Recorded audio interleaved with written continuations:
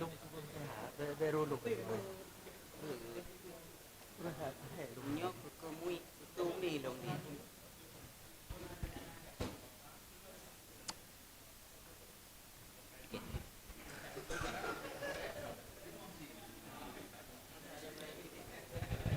tes satu.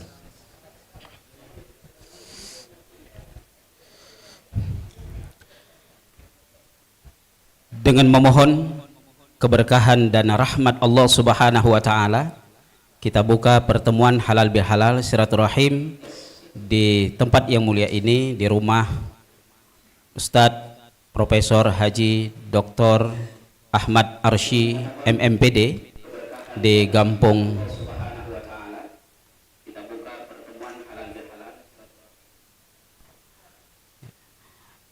Jawa Lama, Kota Luxmawe. Dengan bersama kita mengucapkan Bismillahirrahmanirrahim. Assalamualaikum warahmatullahi wabarakatuh. Alhamdulillahirabbil alamin.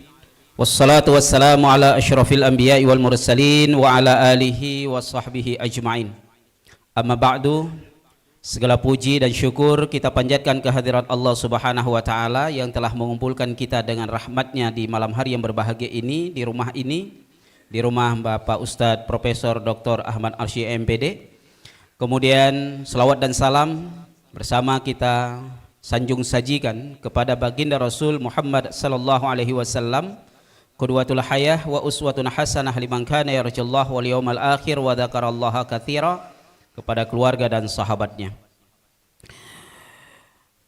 Yang kami muliakan Ahlul Bait, Bapak Ustadz Profesor Dr. Ahmad Arsy MPD dan juga Profesor Dr. Haji Muhammad Denny MMPD, kemudian bersama dengan keluarga. Selamat datang, ahlan wa sahlan kami ucapkan kepada Bapak Kapolres AKBP Dr. Ahzan SH SIK MSMMH di kediaman orang tua kami di sini. Kemudian juga bersama rombongan ada Bapak Faisal Abu Bangka, kemudian ayahanda kami Ustadz Haji Mursyid Yahya dan para masyayikh seluruhnya yang berjumlah sekitar 25 orang yang akan membacakan ayat-ayat suci Al-Quran dalam haflah di malam hari yang berbahagia ini, serta para tamu undangan lainnya yang tidak bisa kami sebutkan satu persatu, yang insyaallah dimuliakan oleh Allah Subhanahu wa taala di majelis Al-Quran dan silaturahim pada malam hari yang berbahagia ini insyaallah. Untuk mengawali pertemuan kita, maka kita simak bacaan ayat suci Al-Quran yang akan dibacakan oleh Ananda dari Ustadz Ahmad Arsy, yaitu Maisarah Arsy dan Muhammad Abdullah Arsy. Ya. Ini yang satu kelas 1 SMP ya, kelas 1 SMP Maisarah, sementara Haji Muhammad Abdullah kelas berapa nak? Kelas 1 SD ya. Kepada kedua ananda disilahkan.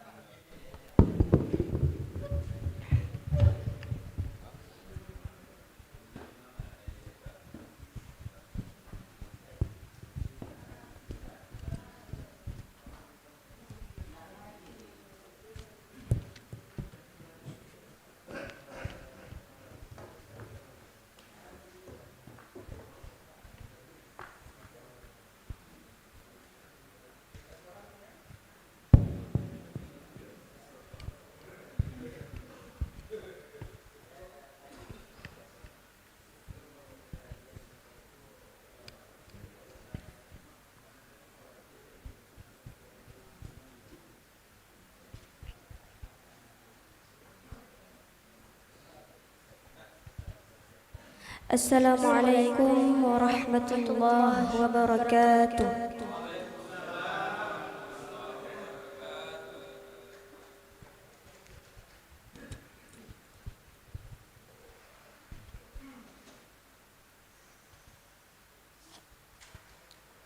أعوذ بالله من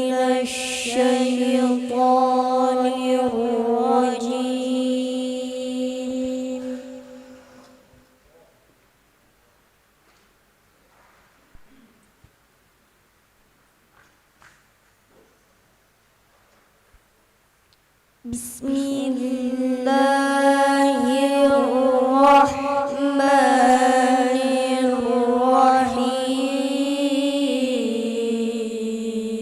الرحيم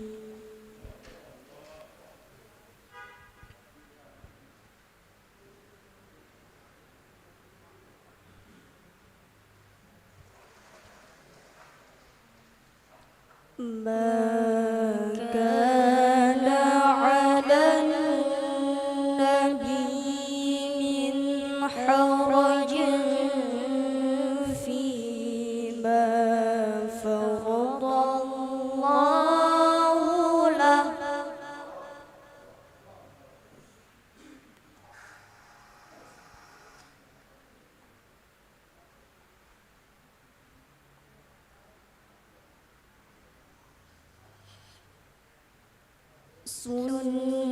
سنة الله في الذين خلوا من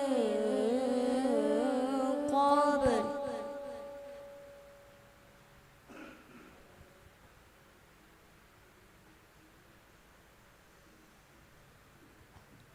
وكان أمر الله قدرا مقدورا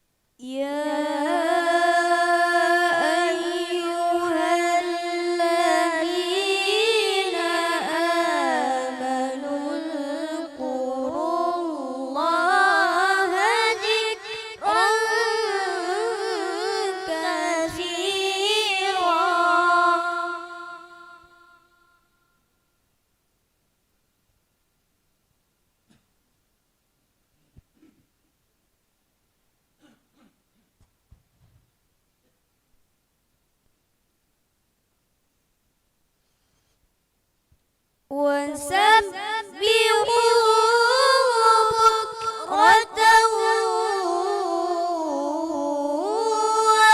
وأصيلا.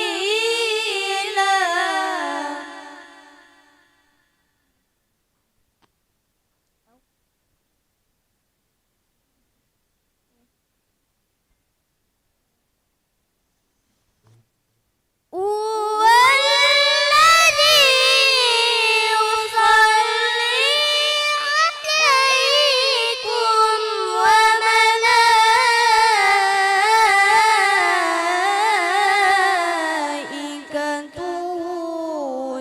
ليخرجكم من الظلمات إلى النور.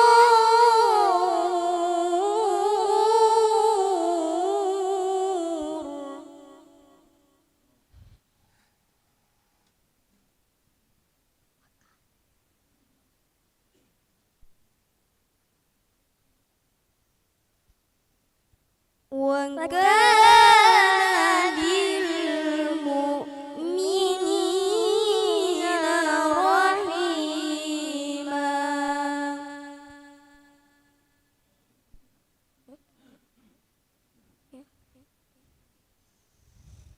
صدق الله العظيم.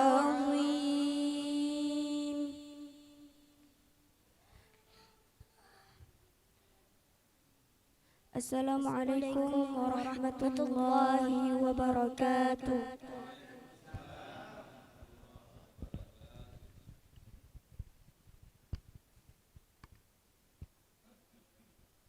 Alhamdulillah, ya, Maisarah Arsy adalah salah satu peserta MTQ tingkat Provinsi Aceh di Semelu pada tahun 2024 yang lalu sebagai peserta tartil kanak-kanak putri.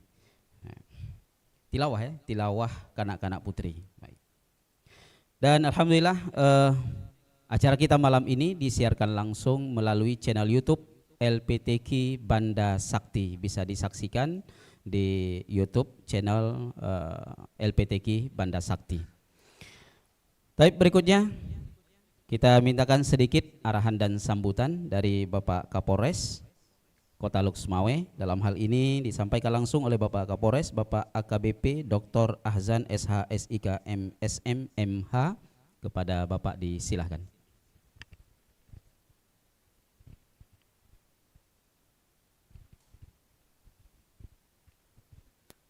Assalamualaikum warahmatullahi wabarakatuh. Alhamdulillahirrabbilalamin. Wassalatu wassalamu ala asyrafil anbiya'i wal mursalin Sayyidina Muhammad wala alihi wa sahbihi ajmain, amma ba'du. Bersyukur kepada Allah Subhanahu wa ta'ala, sampai dengan saat ini kita masih selalu dalam lindungan dan rahmatnya, sehingga kita bisa bersilaturahmi, berkumpul dan makan malam di kediaman Ustadz Profesor Haji Ahmad Arsy Abdullah MM PhD. Ya, kenapa saya tahu nama Bapak Pak Ustadz ini? Karena sama dengan nama Bapak saya, Abdullah. Salam beserta salawat tak lupa kita sanjung sajikan keharibaan junjungan kita Nabi besar Muhammad sallallahu alaihi wasallam, Nabi yang telah menghantarkan umat manusia dari alam gelap gulita menuju ke alam yang terang benderang atau minas sulumati ila nur. Yang saya hormati selaku tuan rumah Pak Ustadz yang kondang dipanggil Ustadz Babah, ya, Profesor Haji Ahmad Arsy Abdullah MM PhD. Yang saya hormati para guru-guru laki maah long hanjat sebut satu-satu, ya, nggak bisa sebut satu-satu, jadi semua yang hadir. Yang saya hormati Pak Dandim, ada Pak Dandim di belakang, oh Dandim baru, ya, dan Yon Rudal, dan sebelahnya dan Yon Kavaleri Simpang Keramat. Kemudian rombongan dari Polres Lok Semawe. Sebenarnya pendadakan ini diberi sambutan, ya, di dalam acara halal bihalal ini, yang pada intinya bahwa dengan pembacaan Al-Quran kita kembali mengglorifikasikan Al-Quran, membumikan Al-Quran, supaya Al-Quran ini bisa kita baca, kita pahami dan menjadi pedoman. Di dalam Al-Baqarah ayat 2, salikal kitabul la raiba fihi hudal lil muttaqin, bahwa tidak ada keraguan di dalam Al-Quran itu dan menjadi petunjuk bagi orang-orang yang beriman. Jadi dengan kitab suci Al-Quran ini kita membaca menjadi petunjuk bagi kita semua dan tidak ada keraguan di dalamnya. Ya, kemudian di Al-Baqarah 185, Syahrul Ramadan allazi unsila fihil Quran hudal linnas wa bayyanatin minal huda wal furqan, bahwa di bulan suci Ramadan itu diturunkan kitab suci Al-Quran sebagai petunjuk bagi manusia.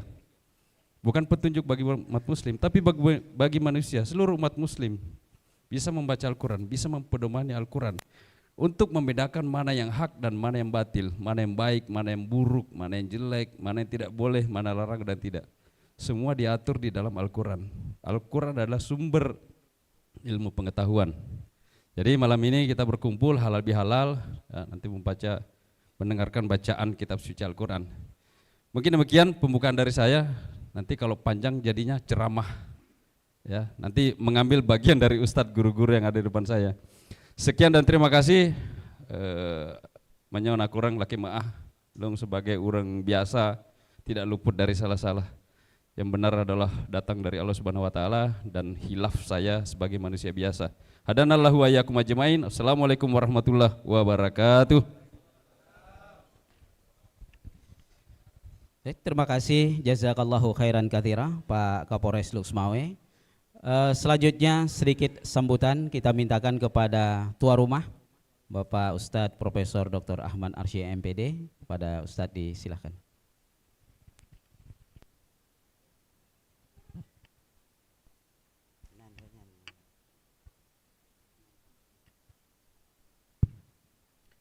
Bismillahirrahmanirrahim. Assalamualaikum warahmatullahi wabarakatuh.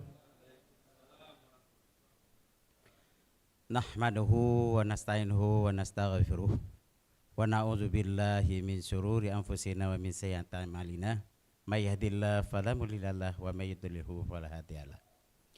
Asyhadu an la ilaha illallah wahdahu la syarikalah wa asyhadu anna Muhammadan kirami ajmain. Qala Allah Ta'ala fil Qur'anil Karim, bismillahirrahmanirrahim. Nun wal kalami wa ma yasturun. Sadaqallahul azim. Hormat saya kepada orang tua saya yang tertua, Dr. Andes Haji Mursi Yahya. Berikut yang termuda kepada adinda saya Ahzan selaku Kapolres Kota Luxmawe. Berikutnya teristimewa kepada seluruh undangan Hakim Kota Luxmawe yang membidangi tilawatil Quran. Semoga yang disampaikan tadi oleh Kapolres tersebut jangan ragu. Zalikal kitabullah raiba fihi hudalil muttaqin. Bila ragu kita itu, sholatnya nanti di hari Minggu di Pusung. Nah gitu, insyaallah kita sekarang semuanya tidak ada ragu lagi, insyaallah. Siapapun yang membaca Al-Quran tersebut, gemetar dia hatinya dan menjadi obat baginya, menjadi suri teladan kepada yang bacanya dan menjadi semua apa yang kita harapkan. Contohnya, ini tempat kita berdiri hari ini itu dari Al-Quran. Dari Al-Quran. Demi Allah, dari Al-Quran. Demi Allah. Saya dari meranjak dulunya itu tidak ada apa-apa. Cuman jual tape, putu, pulut panggang. Sore hari ngajar ngaji. Itu dia Al-Quran. 27 Ramadan. Di tahun 2000 Allah berikan itu Lailatul Qadar. Bukalah sekolah kami dulu itu di Stikes Darussalam Luxmawe, itu pertama Akbid. Nah tersebut baru Stikes. Berikutnya ya 12 seluruh Aceh.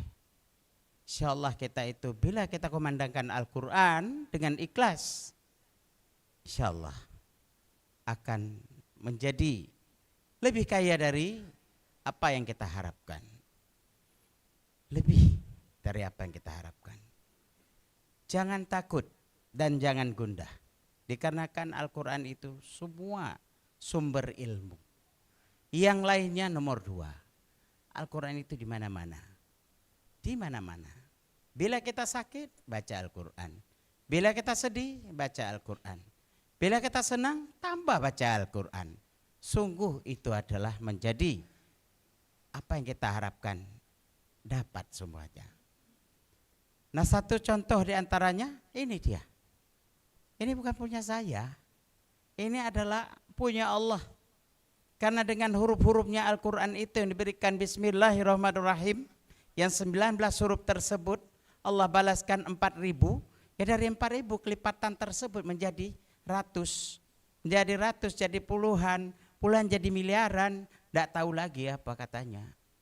Jadi begitu. Kadang-kadang malu kita dengan Allah Subhanahu Wa Taala dengan membaca Al-Quran ini, insya Allah. Saya dimanapun berada baca Al-Quran. Sedang di dalam senang juga baca Al-Quran, walaupun satu ayat. Nah, senang saya, dikarenakan membaca surah Al-Quran itu apalagi surah Al-Fatihah.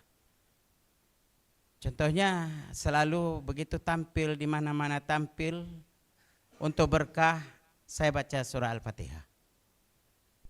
Bismillahirrahmanirrahim.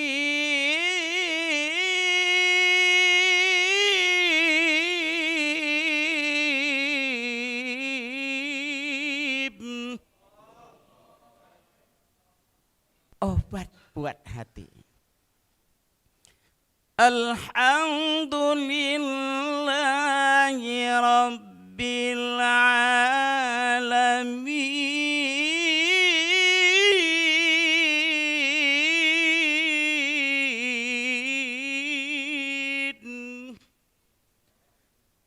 Itu lagu kesayangan saya. Dimanapun tampil itu saya bawa. Insya Allah demikian barangkali. Terima kasih untuk sudah hadir hari ini sama-sama kita baca Al-Quran. Moga-moga jadi obat bagi kita, jadi modal kita kembali kepada Allah Subhanahu Wa Taala. Jadi momen pada malam hari ini yang pertama melalui haflah Al-Quran sebentar lagi, mari kita rajut kembali ikhwah, eratkan silaturahmi antar sesama qori di Kota Lok Sumawi. Tidak ada lagi yang tidak bisa baca Al-Quran. Dan hakim-hakim kita itu nantinya membaca Al-Quran, bagaimana kita itu yang terbaik, yang diantara yang terbaik, yang baik. Insya Allah kita satukan. Bila nanti itu retak, dikembalikan kepada Kapolres Kota Lok Sumawi. Karena yang merajutnya.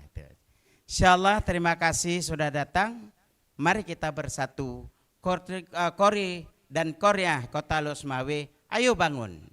Jangan takut, enggak ada yang di belakangnya, insya Allah ada. Kalau saya bilang itu kumpul, ayo kita kumpul. Kalau kita bilang jangan ikut, jangan. Kalau kita bilang ikut walau sedikit, ayo ikut. Kota Lok Sumawi akan jaya, mudah-mudahan Hasan juga nanti menjadi Kapolda barangkali. Insya Allah kita, kemudian ada di sini kori-kori kita, maju semua, maju, dimanapun kita berada. Apalagi ini ada Dr. Fauji, untuk membesarkan di mana-mana itu kita ajak beliau juga walaupun di universitas yang lain. Kemudian Allah berikan keberkahan kepada kita bersama, diberikan sehat dan semuanya. Billahi taufiq wal hidayah. Assalamualaikum warahmatullahi wabarakatuh.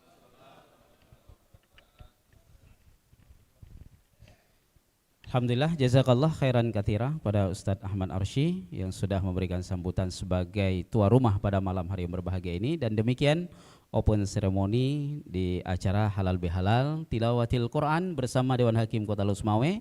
Melalui haflah Al-Quran ini mari kita rajut ukhuwah, eratkan silaturahmi antara sesama qori di Kota Lok Sumawe. Dan sesaat lagi kita akan melanjutkan ke haflah Al-Quran bersama dengan para qori yang senior ya, di Kota Lusmawe, tapi sepertinya ada yang belum hadir ini. Ya, Tengku Jamaluddin kayaknya belum hadir ya. Ya, itu Tengku Misran Fuadi juga belum hadir, tapi beliau akan menuju kemari sebentar lagi, sudah ada laporan. Ya, Ustaz Faisal Amsa juga tadi sudah hadir sebentar, kemudian pamit. Tapi untuk selanjutnya sambil menunggu dan menanti haflah berikutnya, gimana Tengku Muslim? Daftar nomor.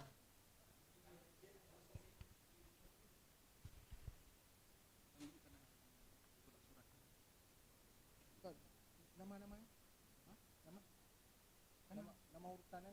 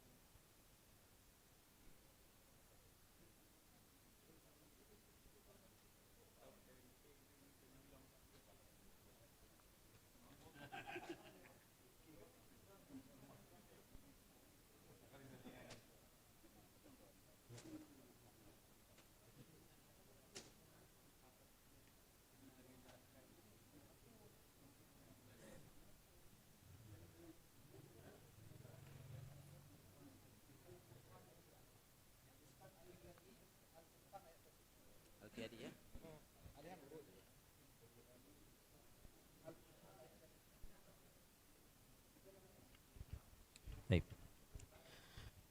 Baik para undangan sekalian, kita akan memulai haflah di malam hari yang berbahagia ini yang akan diawali oleh Tengku Alfiadi Sarung yang akan membacakan surah Al-Furqan ayat 1. Pada Tengku disilahkan.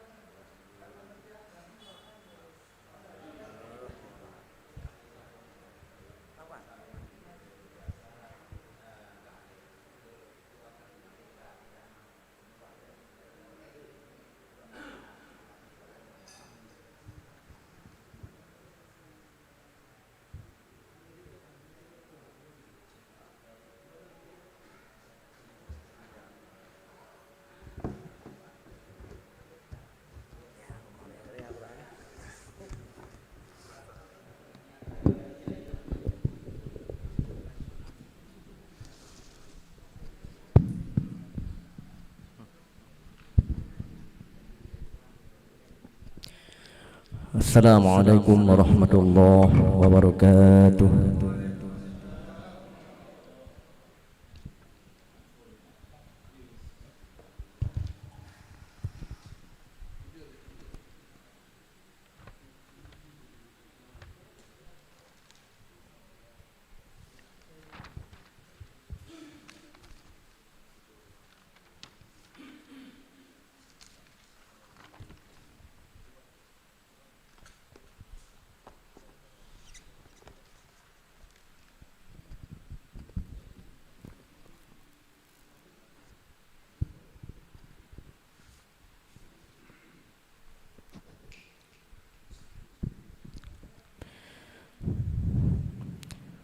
أعوذ بالله من الشيطان الرجيم.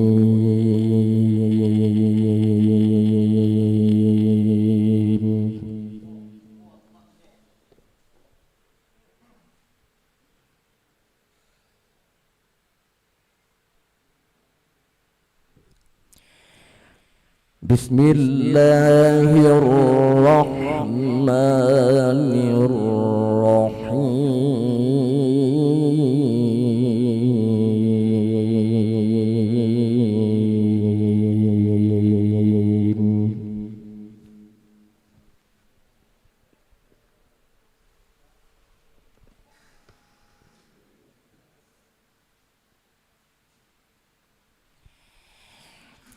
تبارك الذي نزل الفرقان على عبده ليكون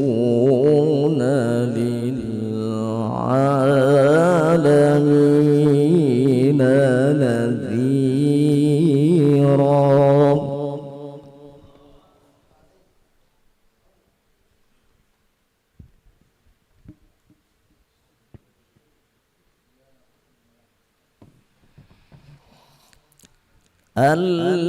الذي له ملك السماوات والأرض ولم يتخذ ولدا ولم يكن له شريك في الملك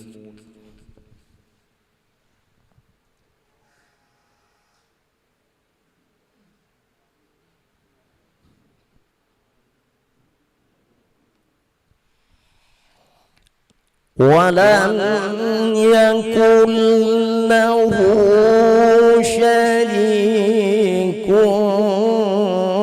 في الملك وخلق كل شيء فقدره تقديرا.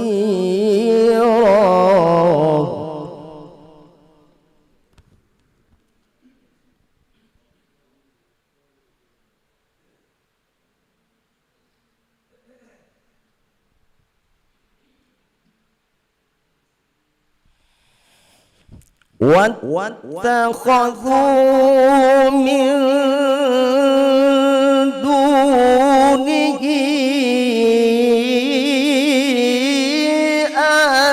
آلهة لا يخلقون شيئا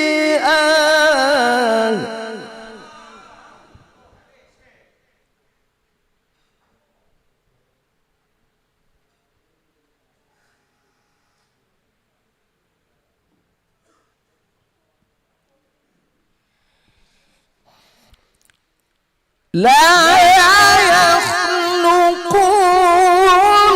شيئا وهم يخلقون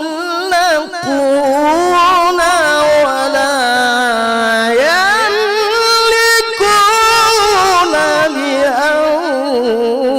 لأنفسهم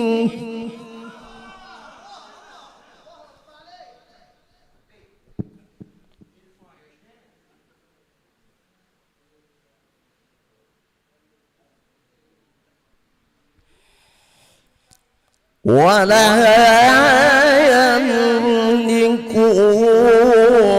لأنفسهم ضرا ولا نفعا.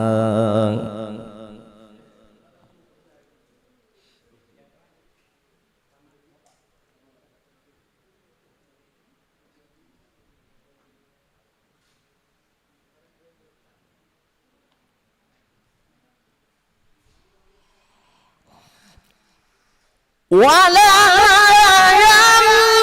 يملكون لأنفسهم ضرا ولا نفعا ولا يملكون موتا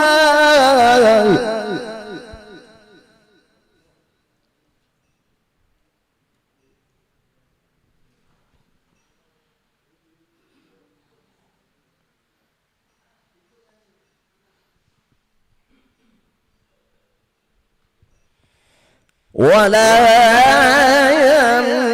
يملكون موتا ولا حياة ولا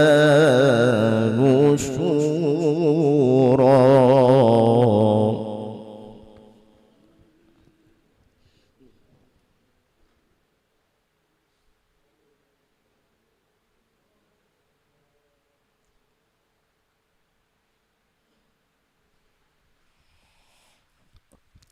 وقال الذين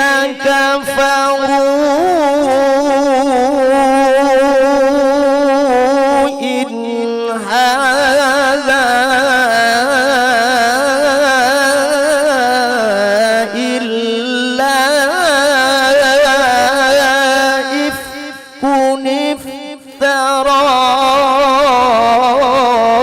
افتراه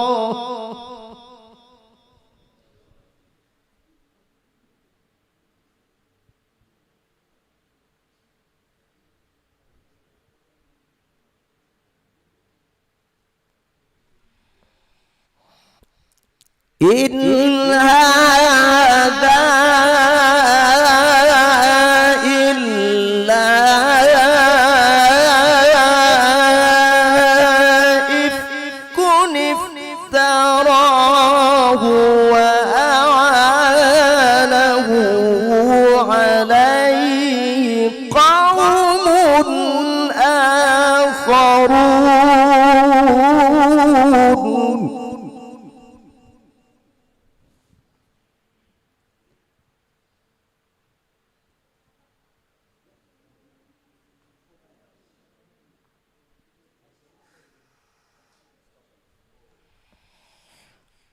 فقد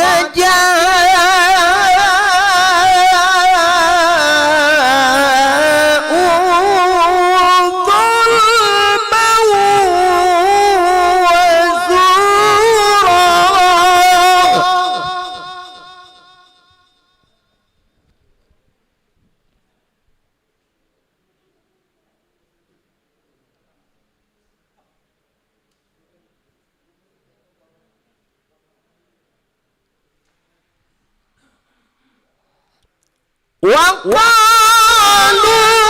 وقالوا أساطير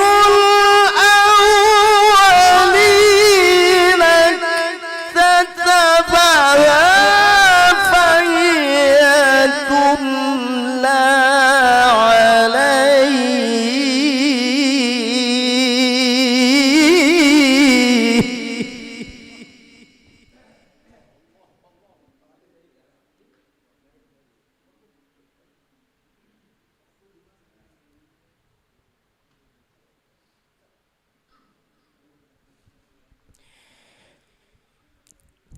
فهي تملى عليه بكرة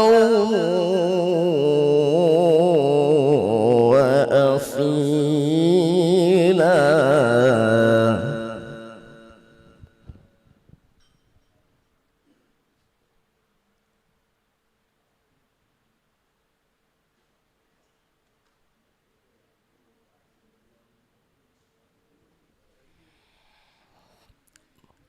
قل أنزله الذي يعلم السر في السماوات السماوات والأرض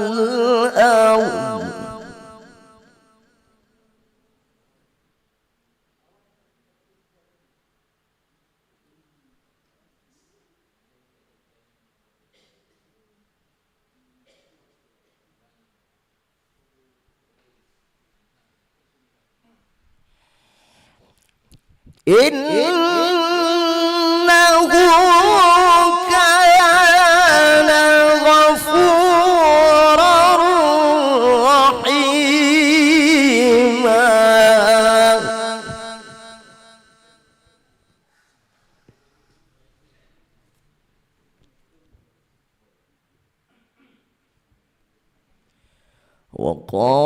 وقالوا ما لهذا الرسول يأكل الطعام ويمشي في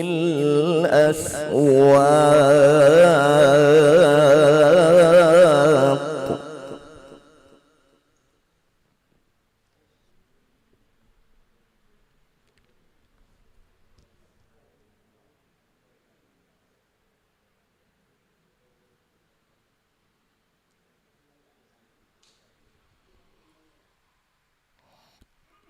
لولا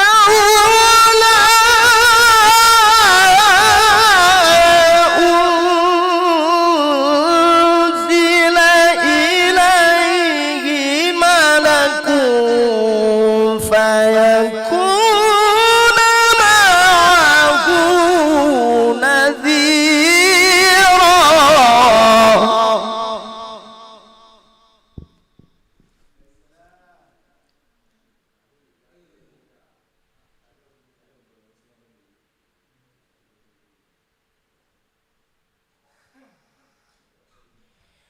أو يلقى إليه كنز أو تكون له جنة يأكل منها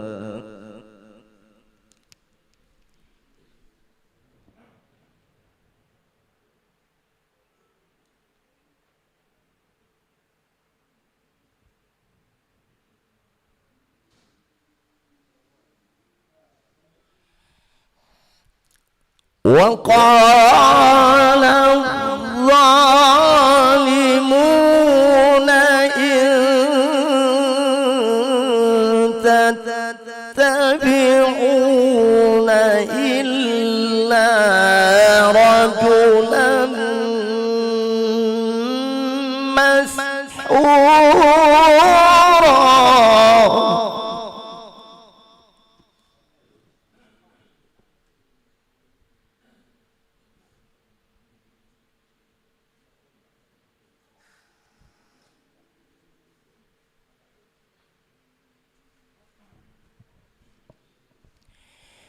بسم الله الرحمن الرحيم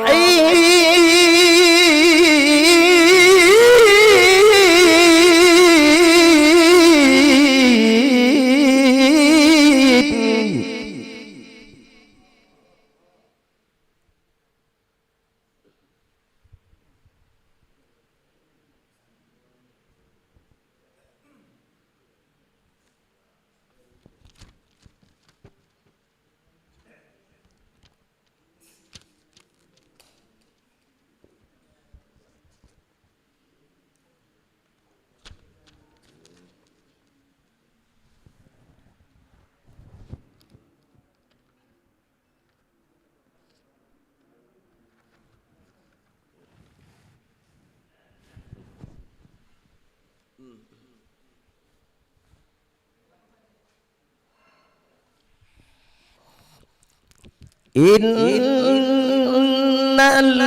الذين آمنوا وعملوا الصالحات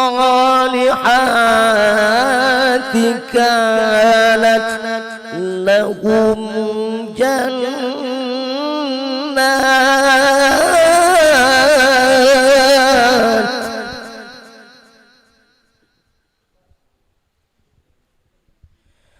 وعملوا الصالحات كانت لهم جنات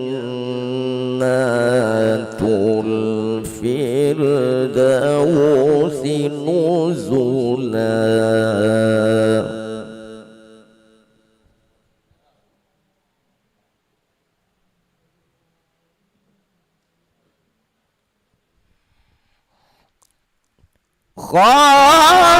خالدين فيها لا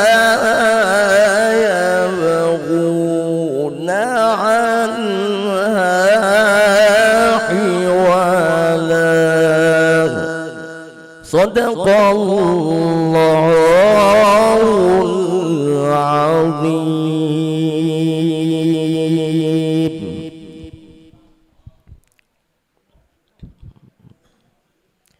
Assalamualaikum warahmatullahi wabarakatuh.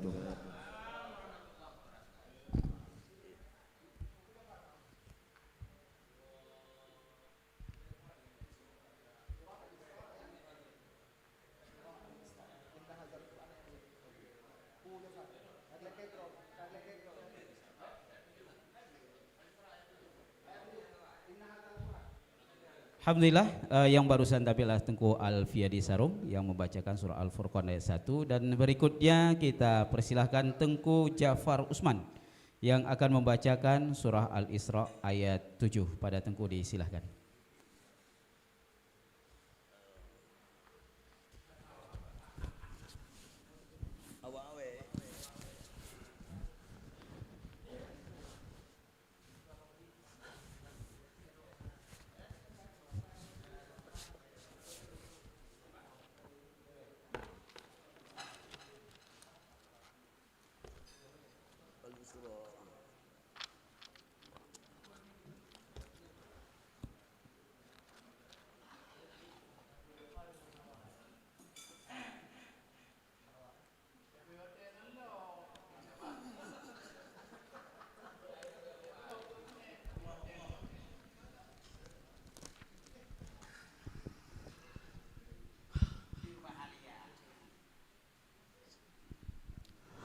Assalamualaikum warahmatullahi wabarakatuh.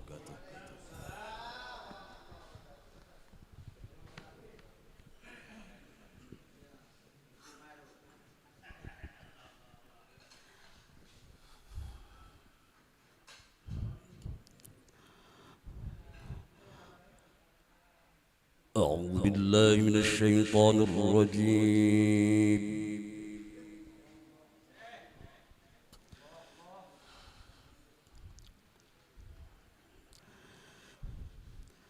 بسم الله الرحمن الرحيم.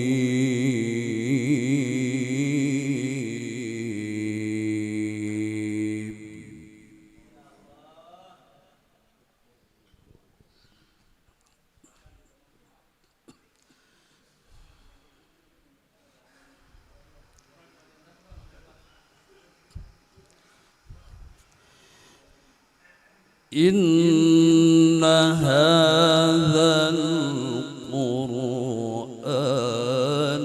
يهدي للتي هي أقوم.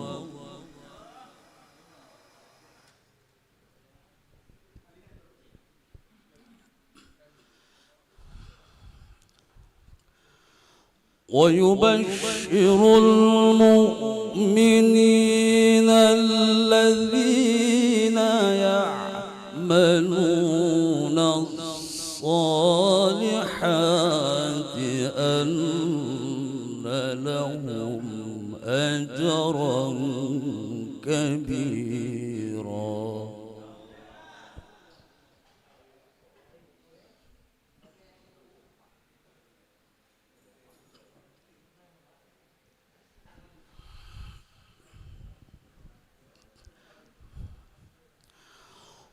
وأن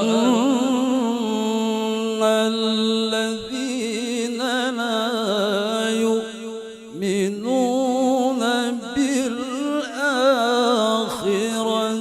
أعتدنا لهم عذابا أليما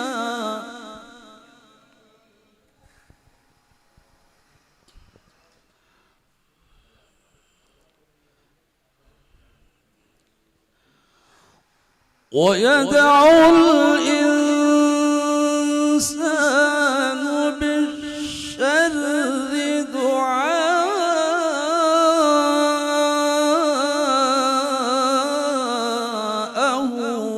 بالخير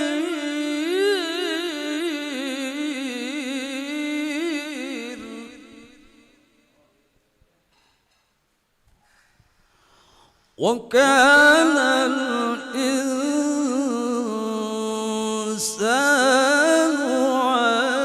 عجولا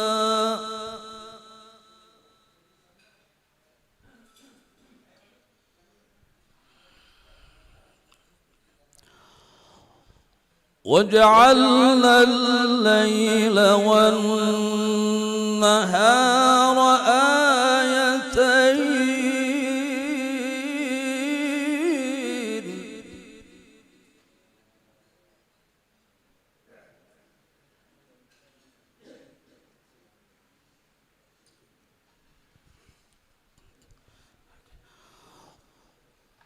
وجعلنا الليل والنهار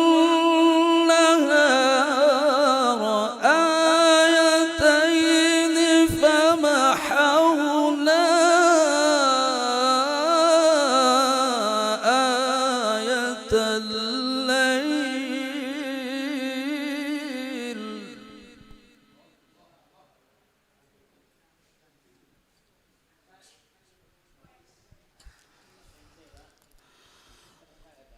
فمحونا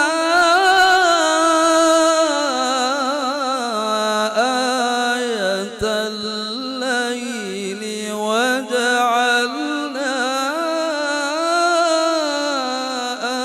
آية النهار مبصرة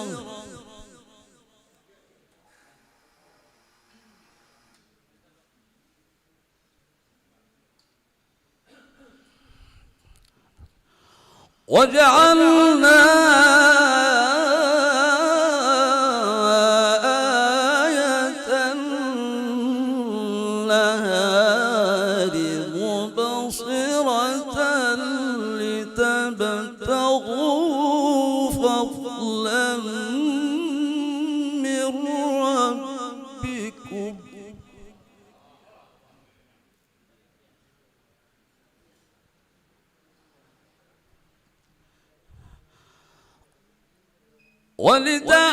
ولتعلموا عدد السنين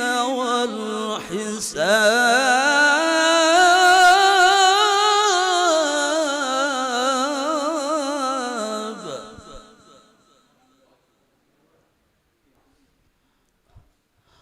وكل شيء فصلناه تفصيلا صدق الله العظيم.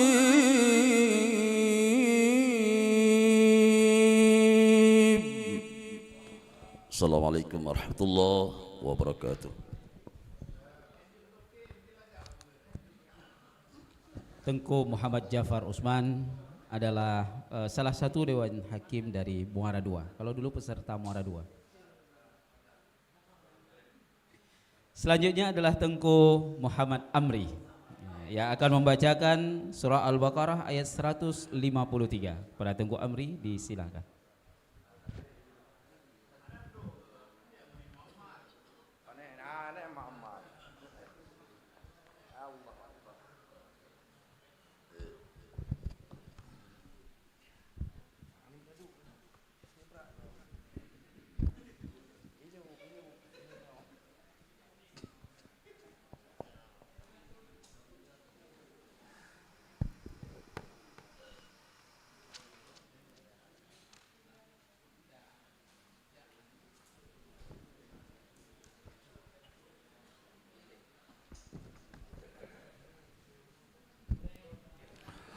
السلام عليكم ورحمة الله وبركاته.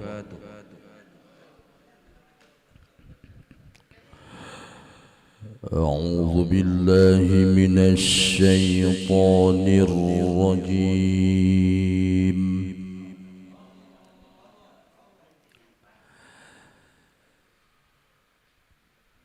بسم الله الرحمن الرحيم.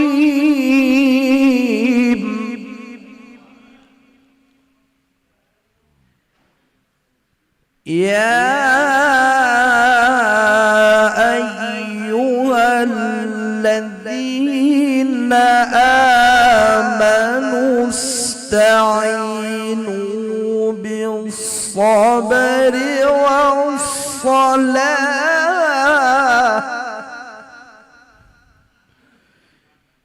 إن الله مع الصابرين.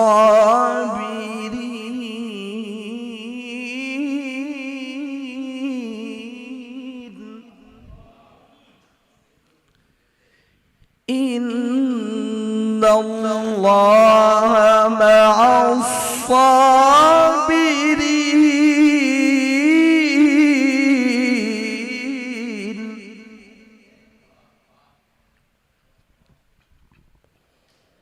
ولا تقولوا لمن يقتل في سبيل الله أموات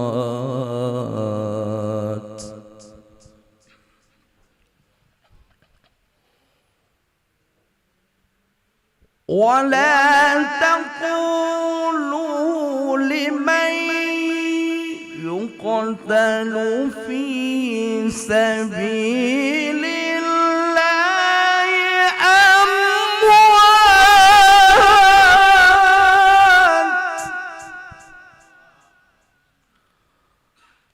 بل أحياء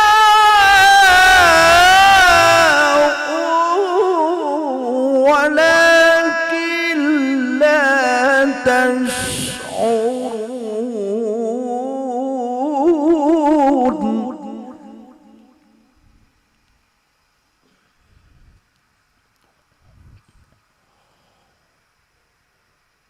ولنبلونكم بشيء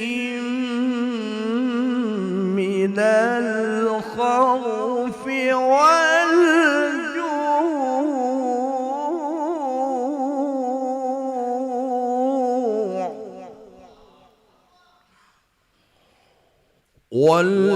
والجوع ونقص من الأموال والأنفس والثمرات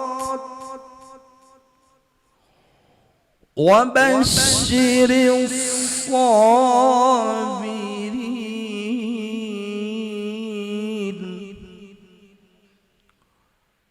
الذين إذا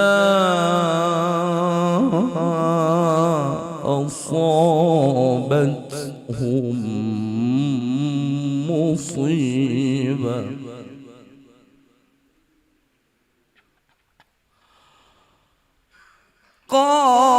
قالوا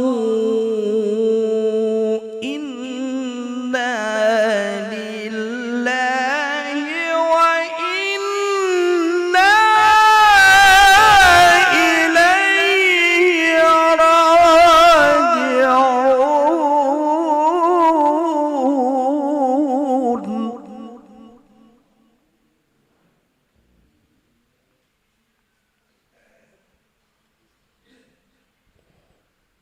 أولئك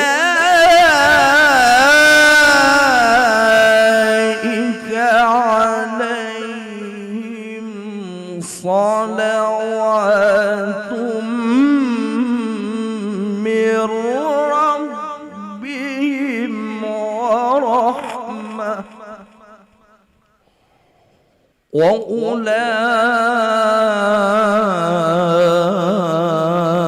وأولئك هم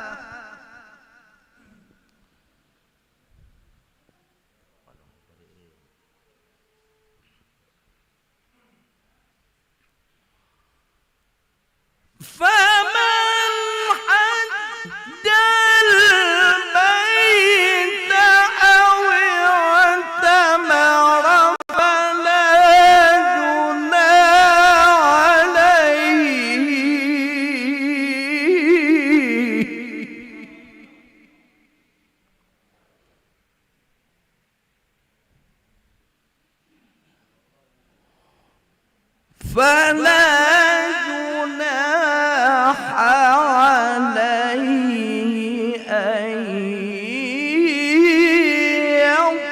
يطوف بهما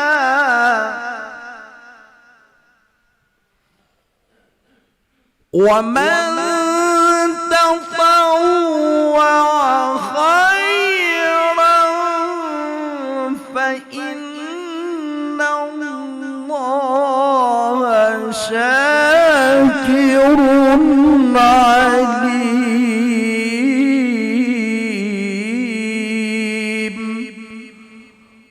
صدق الله العظيم. Assalamualaikum warahmatullahi wabarakatuh. Ya, Tengku Muhammad Amri, Al-Baqarah 153. Berikutnya akan kita simak pembacaan Al-Quran haflah yang akan dibacakan oleh Tengku Muhammad Safrijal Empala. Yang akan membacakan surah Al-Furqan ayat 3 kepada Tengku Safrijal Empala, disilahkan.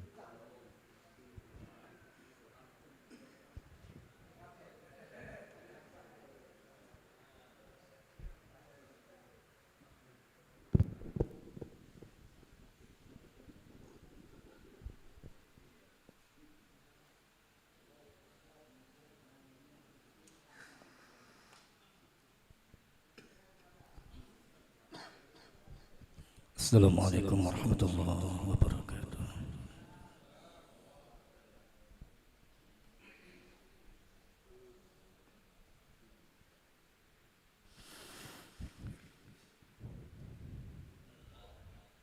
A'udzu billahi minasy syaithanir rajim.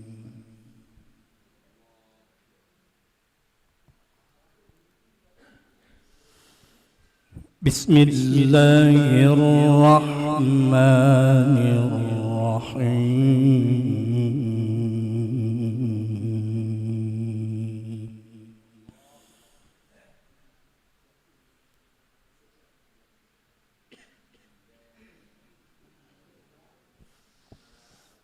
وقال الذين كفروا إن هذا إلا إفك افتراه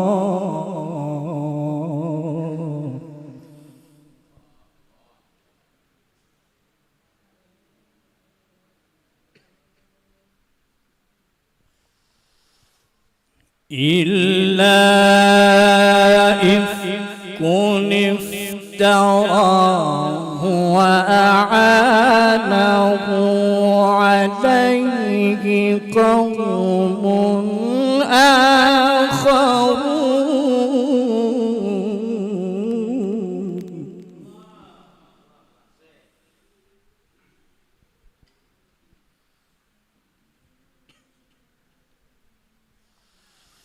وقال الذين كفروا إن هذا إلا إفك افتراه وأعانه عليه قوم آخرون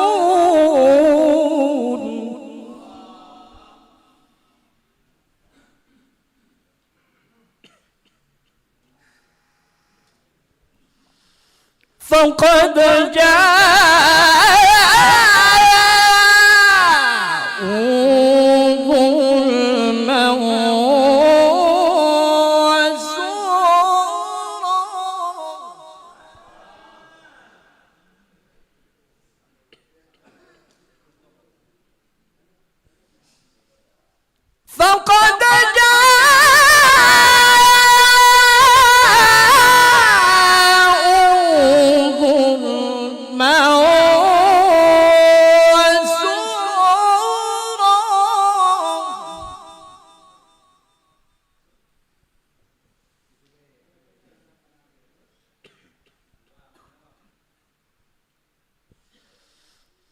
وقالوا أساطير الأولين كتبها فهي تتلى عليه بكرة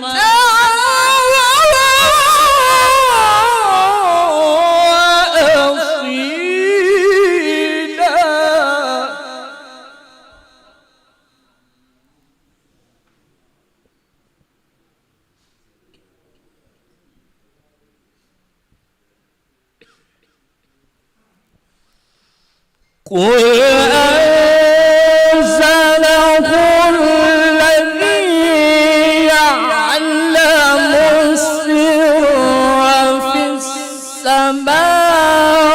السماوات والأرض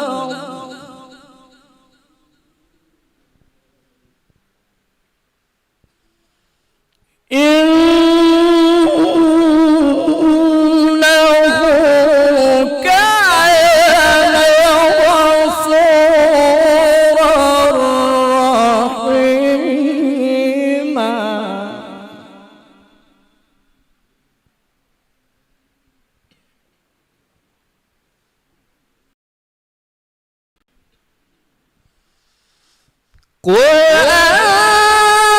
أنزله الذي يعلم السر في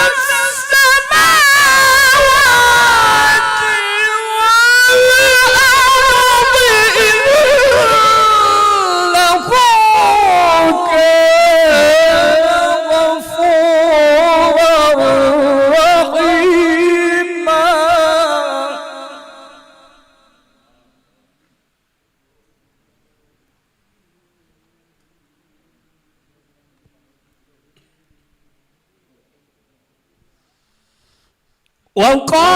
وقالوا ما لهذا الرسول يأكل الطعام ويمشي في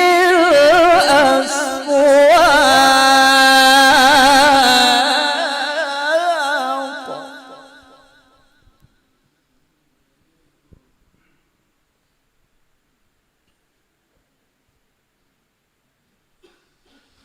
لولا أنزل إليه ملك فيكون معه نذيرا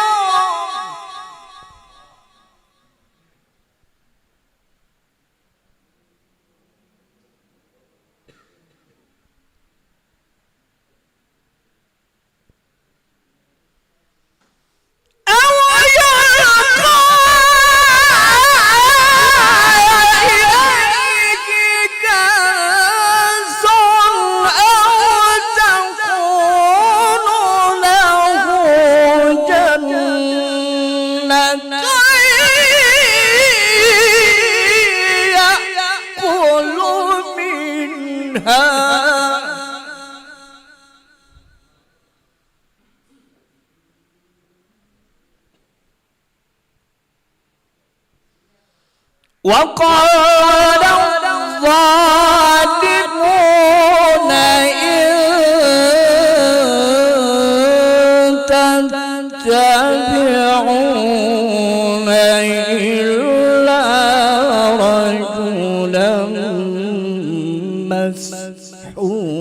مسحورا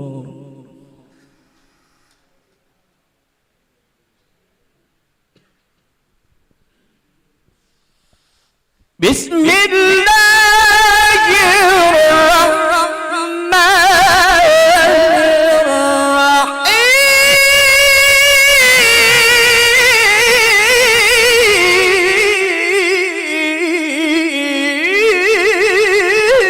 الرحيم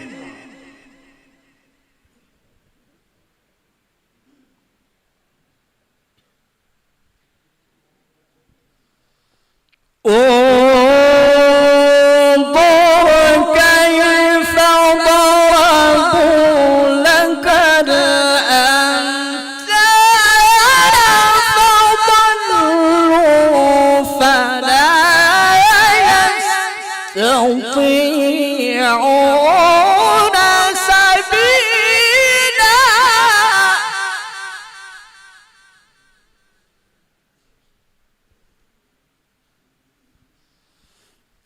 تبارك الذي شاء جعل لك خيرا من ذلك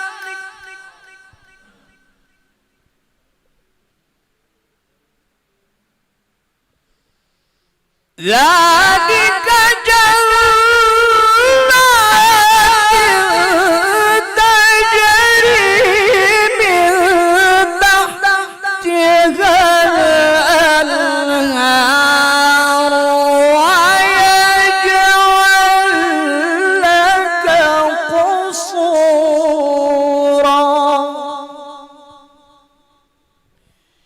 بل كذبوا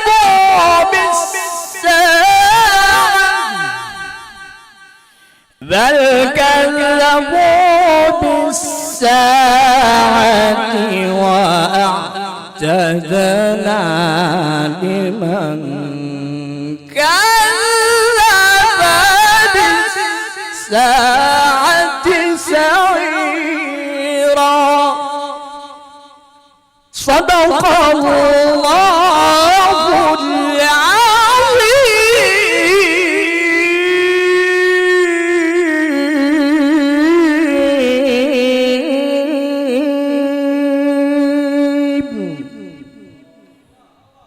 السلام عليكم ورحمة الله وبركاته.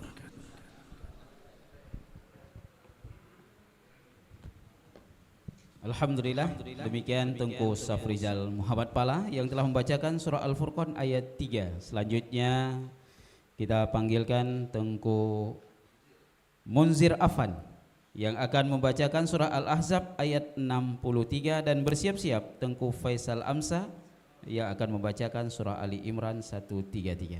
Pada Tengku Munzir Afan disilahkan.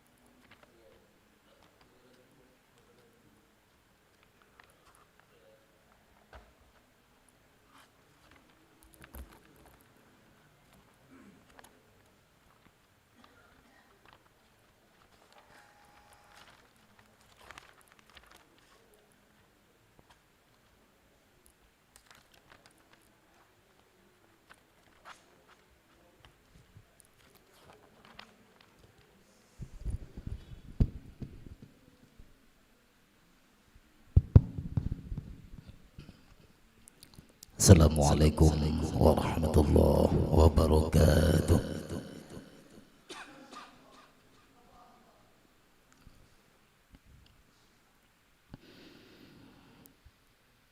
أعوذ بالله من الشيطان الرجيم.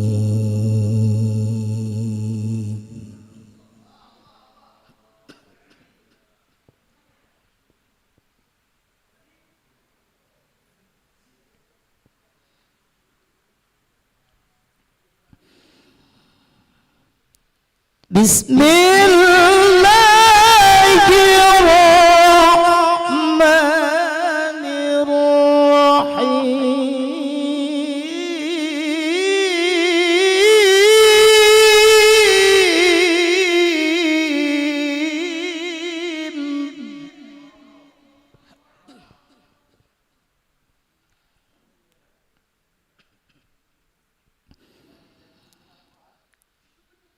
يسألك الناس عن الساعة قل إنما علمها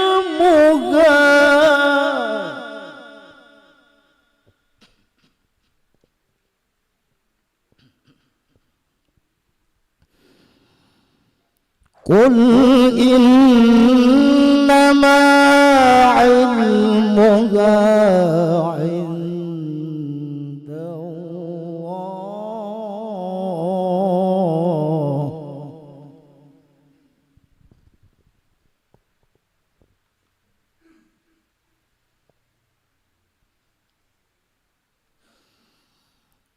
وما يدريك لعل الساعة تكون قريبا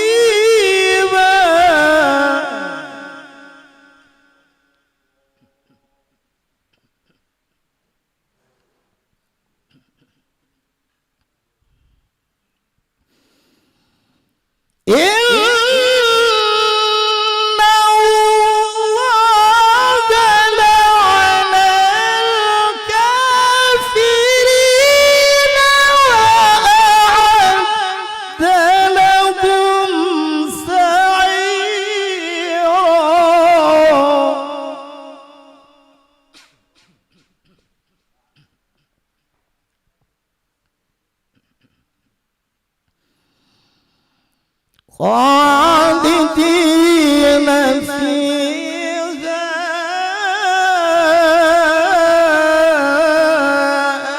أبدا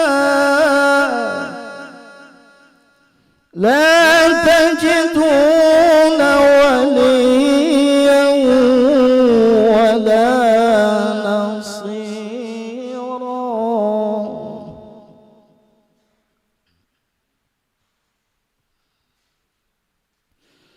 يوم تقلب وجوهكم في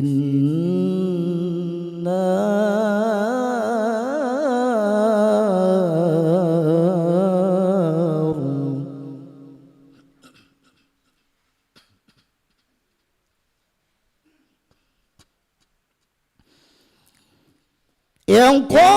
يقولون يا ليتنا أطعنا الله وأطعنا الرسول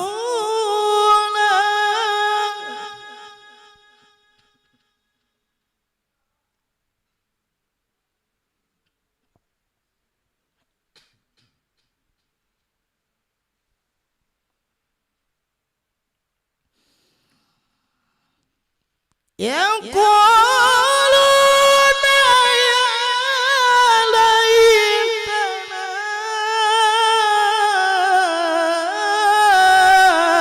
أطعنا الله وأطعنا الرسول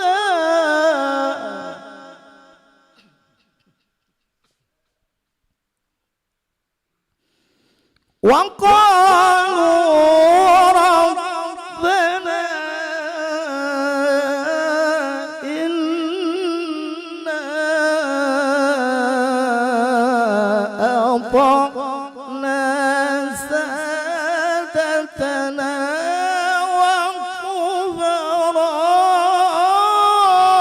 وكبراءنا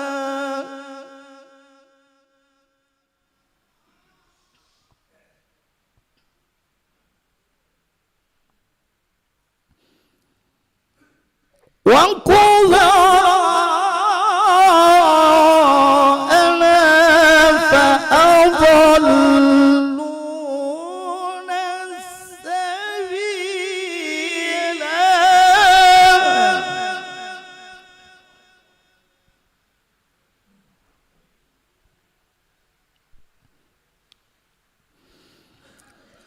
ربنا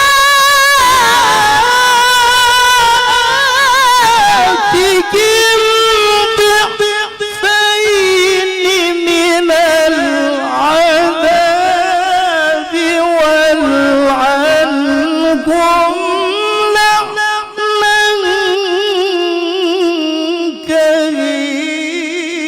كبيرا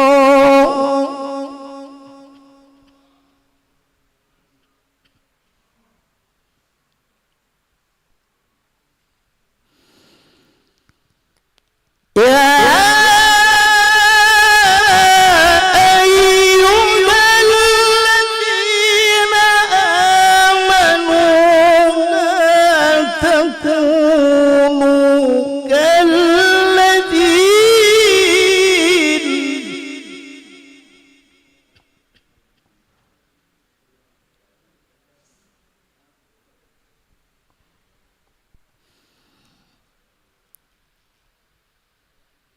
لا تكونوا كالذين يدعون موسى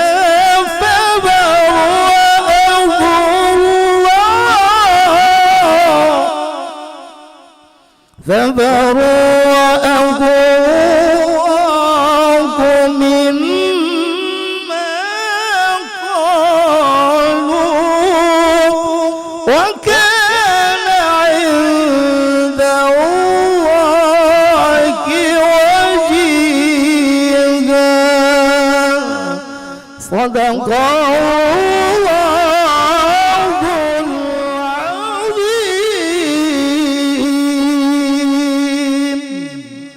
السلام عليكم ورحمة الله وبركاته. Baik, itu tadi penampilan Tengku Munzir Afan yang membacakan surah Al-Ahzab ayat 63. Selanjutnya kita panggilkan Tengku Faisal Amsah yang akan membacakan surah Ali Imran ayat 133 dan bersiap-siap. Untuk selanjutnya nanti adalah Tengku Azhari yang akan membacakan surah Al-Hijr ayat 16. Pada Tengku Faisal disilahkan.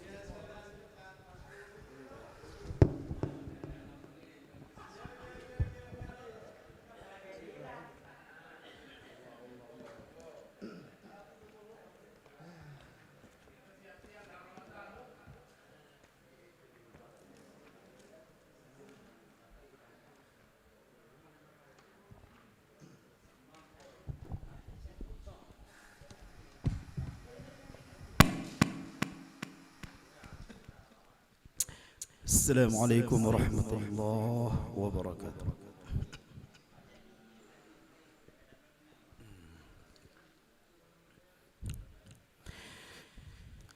أعوذ بالله من الشيطان الرجيم.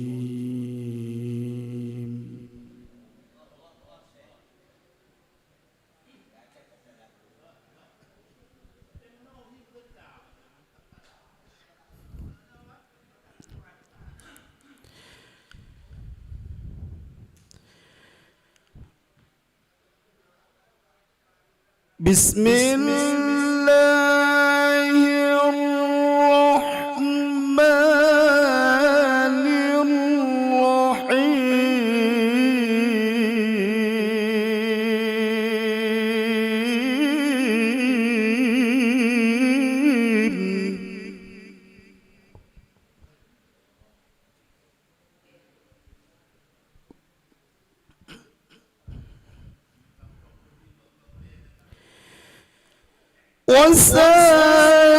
وسارعوا إلى مغفرة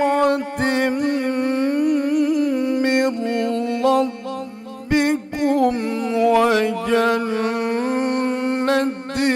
عرضها السماوات والأرض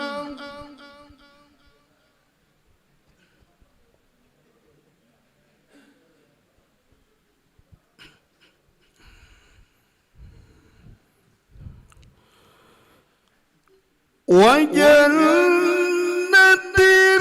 عرضها السماوات والأرض أعدت للمتقين.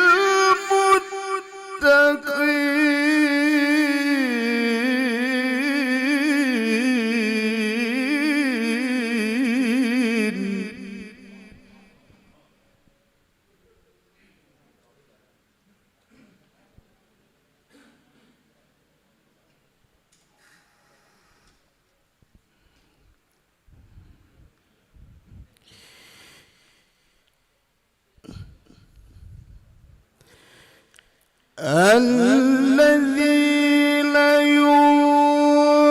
ينفقون في السراء والضراء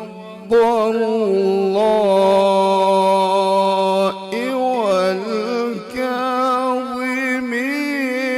الغيظ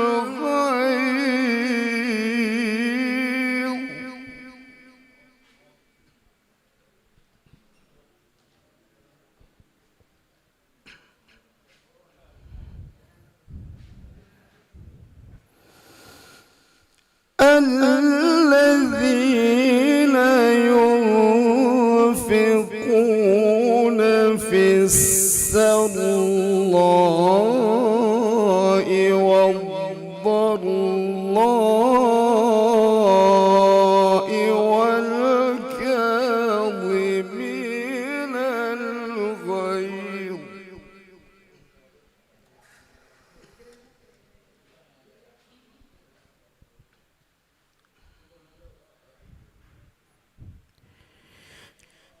والكاظمين الغيظ والعافين عن الناس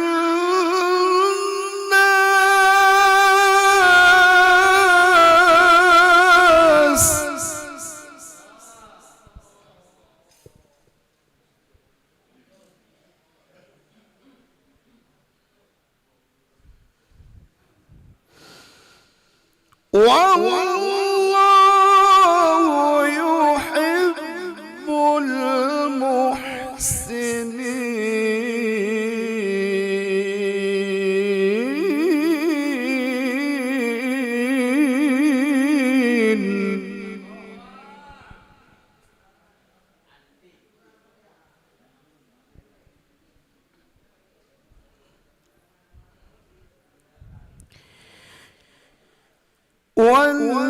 والذين إذا فعلوا فاحشة أو ظلموا أنفسهم ذكروا الله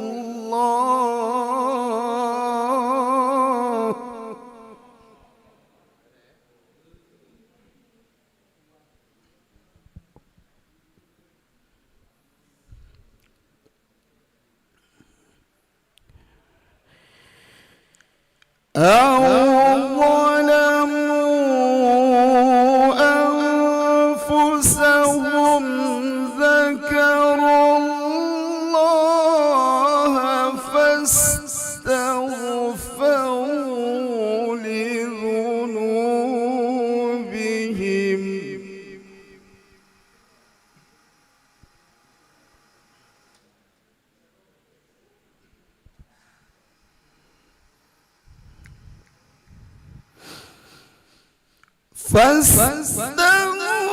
فاستغفروا لذنوبهم ومن يغفر الذنوب إلا الله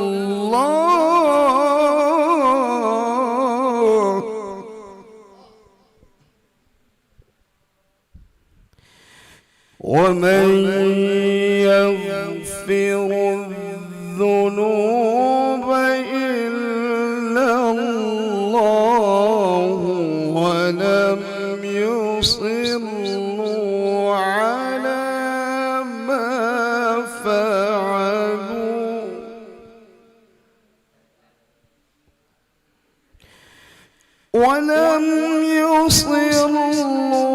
على ما فعلوا وهم يعلمون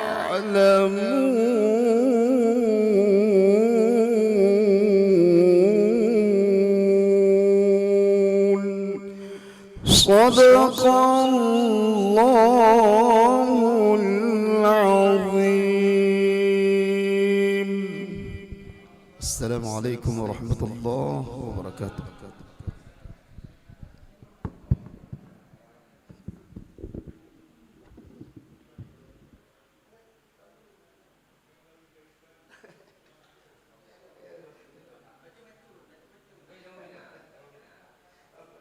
Tes, satu.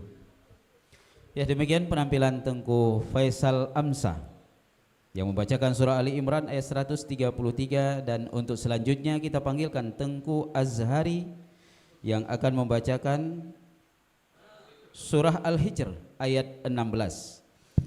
Selanjutnya bersiap-siap Tengku Sa'adun. Bersiap-siap selanjutnya Tengku Yusuf Yasin. Muhammad Yusuf Yasin yang nantinya akan membacakan surah Al-Ahqaf ayat 4. Pada Tunku Azhari disilahkan.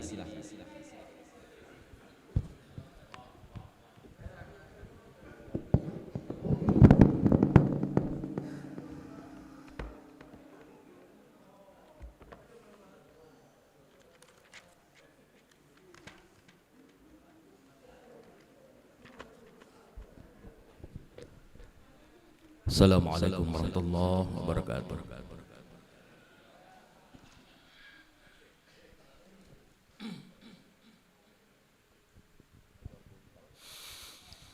أعوذ بالله من الشيطان الرجيم.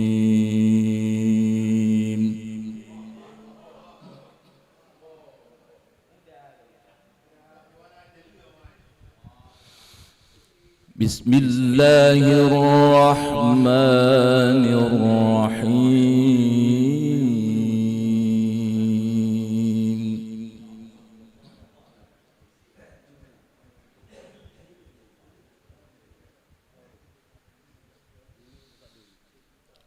ولقد جعلنا في السماء بروجا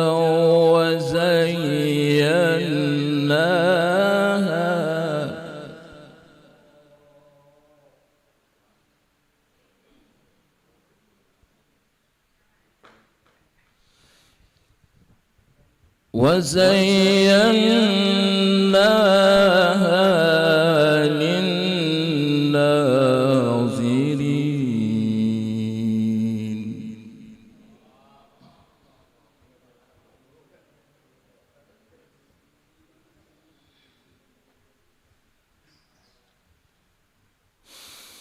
وحفظناها من كل شيطان رجيم.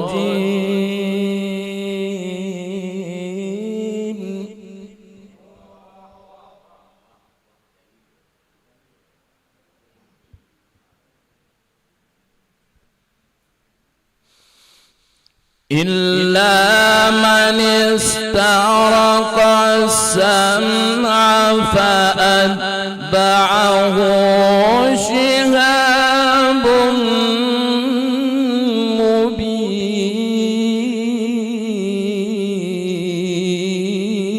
مبين.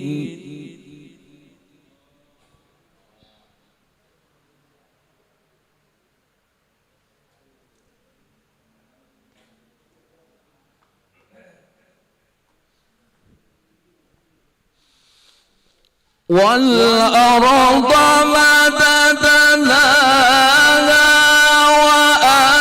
وألقينا فيها رواسي وأنبتنا فيها من كل شيء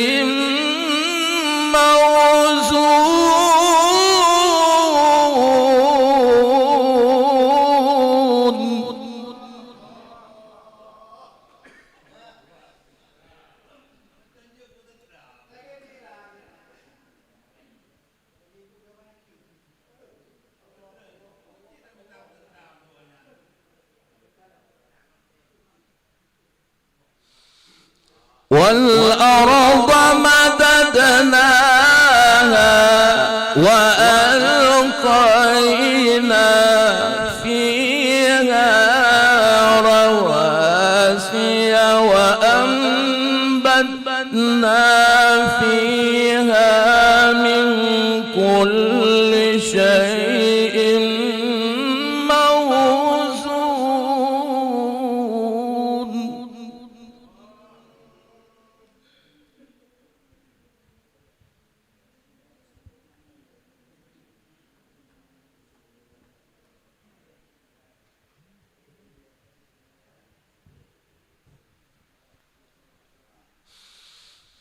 وجعلنا لكم فيها معايش ومن لستم له برازقين.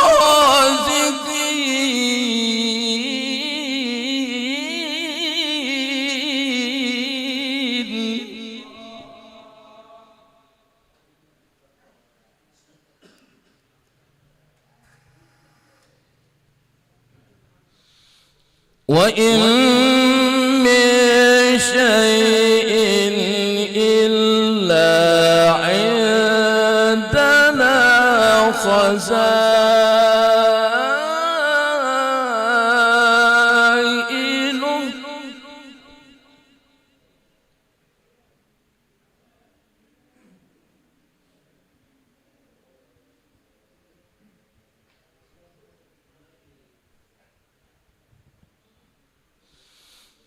وإن من شيء إلا عندنا خزائنه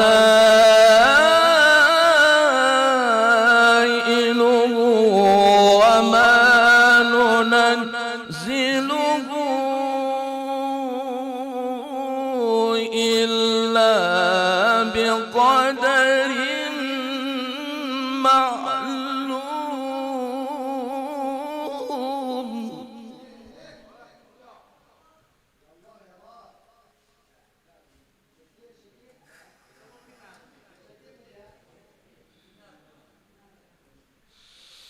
وأرسلنا الرياح لواقح فأنزلنا من السماء ماء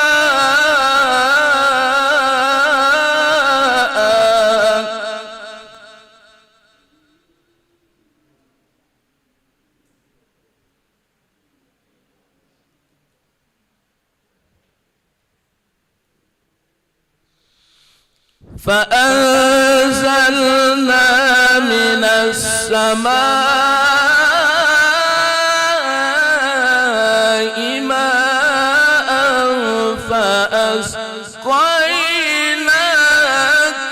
فأسقيناكموه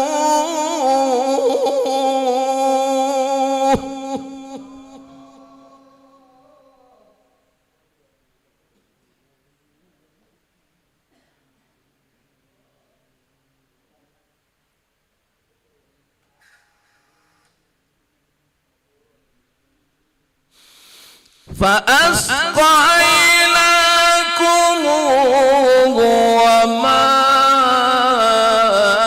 أنتم له بخازنين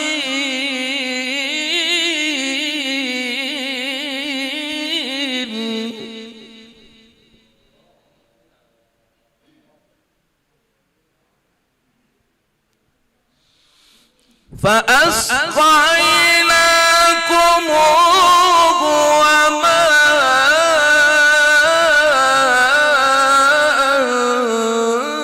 أنتم له بخازنين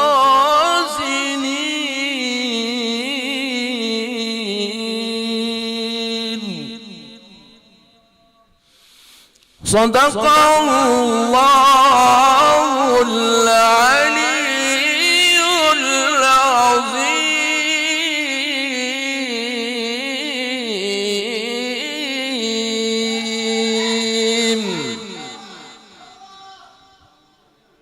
العظيم اللهم صل على محمد وآل محمد اللهم صل على محمد وآل محمد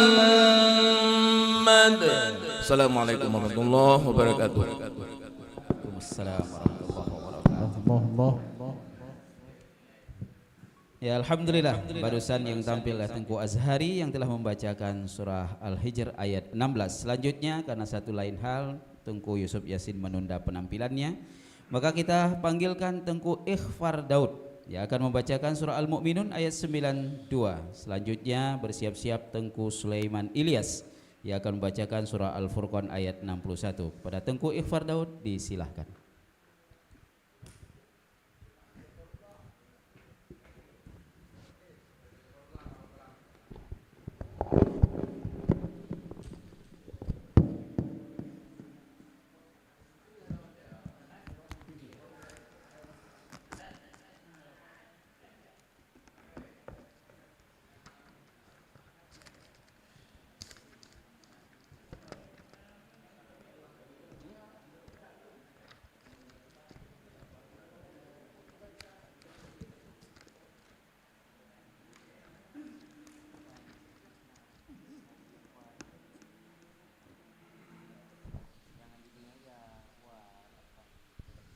Assalamualaikum warahmatullahi wabarakatuh.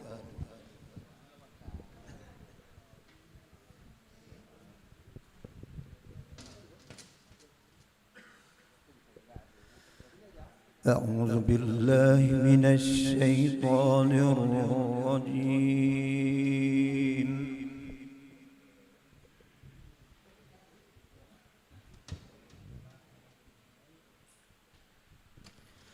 بسم الله الرحمن الرحيم.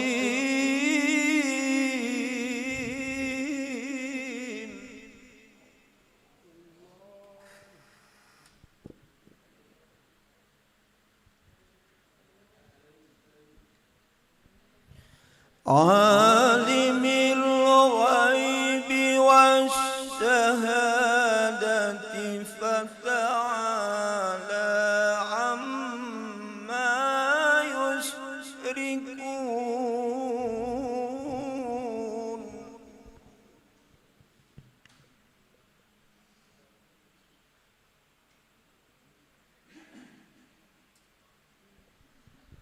قل رب إما تريني ما يوعدون.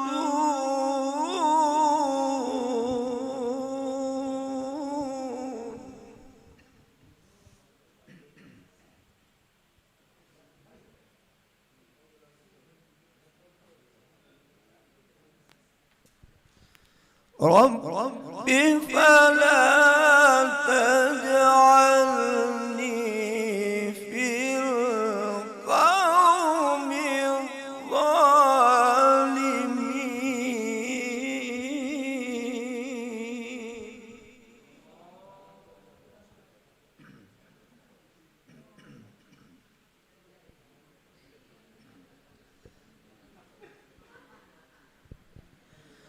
وإنا على أن نريك ما نعدهم لقادرون.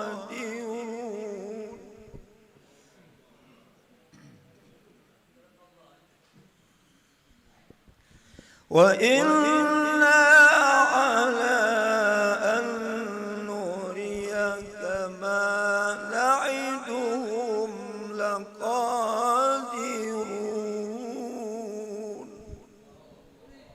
صدق الله العظيم.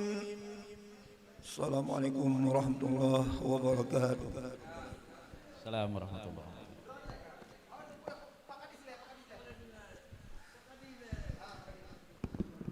Demikian Tengku Ikhfar Daud yang telah membacakan surah Al-Mu'minun ayat 92. Selanjutnya kita panggilkan Tengku Ikhwan Syah, PLT Kadis Dinas Syariat Islam Kota Luxmawi, yang akan membacakan surah Ali Imran ayat 102. Kepada Tengku Ikhwan Syah disilahkan dan bersiap-siap Tengku Idris Hasan.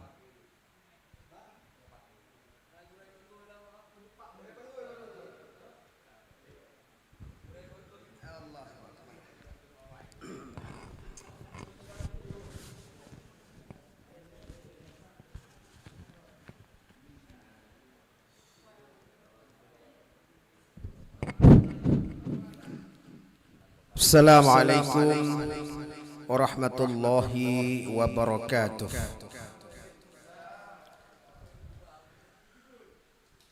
Ini kami sebenarnya Dewan Hakim Pidato Syarhil Quran, tapi demi Ustadz Ahmad Arsy 3 ayat malam ini akan saya persembahkan. Mudah-mudahan benar-benar kari, jangan sampai jadi kari basing, karing basi.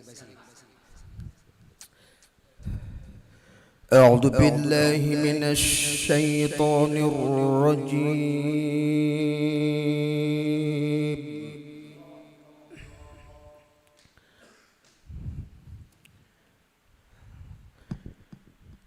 بسم الله الرحمن الرحيم.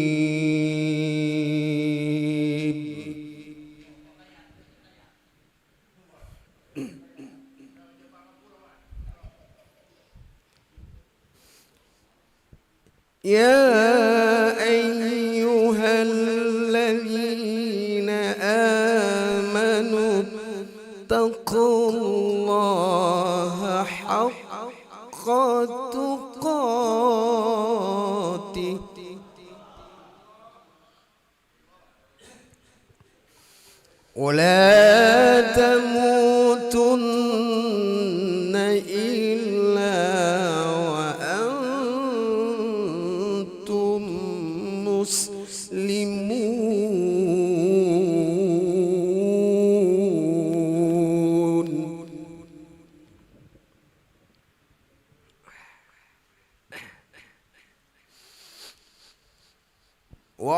واعتصموا بحبل الله جميعا ولا تفرقوا.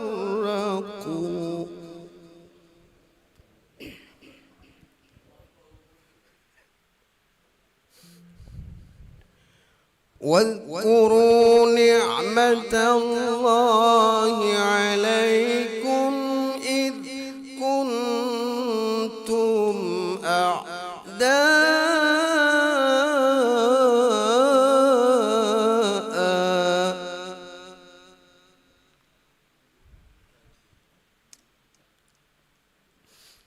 فألف بين قلوبكم فأصبحتم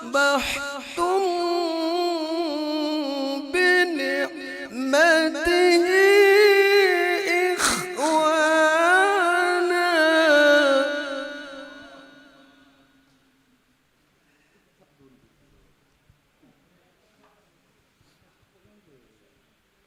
وكنتم على شفا حفرة من النار فأنقذكم منها.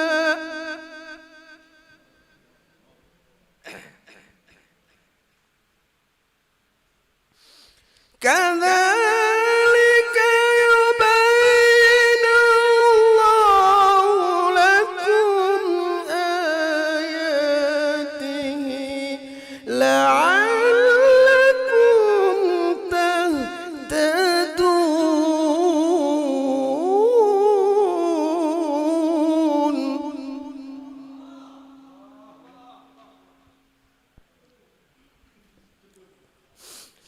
ولتكن منكم أمة يدعون إلى الخير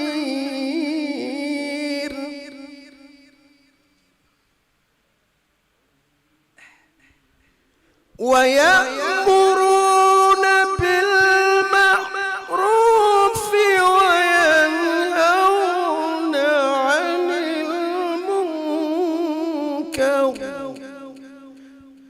وأولئك هم المفلحون.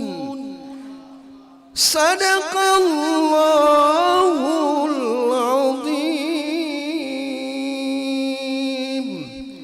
السلام عليكم warahmatullahi wabarakatuh. Memang susah bekah lapan. You bullshit.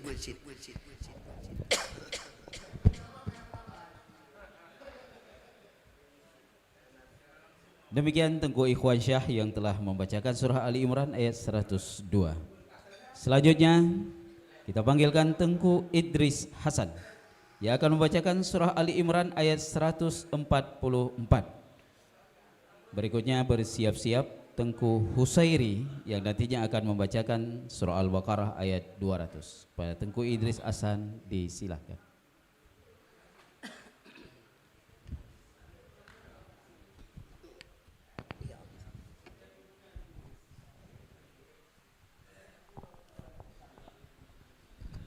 Assalamualaikum warahmatullahi wabarakatuh.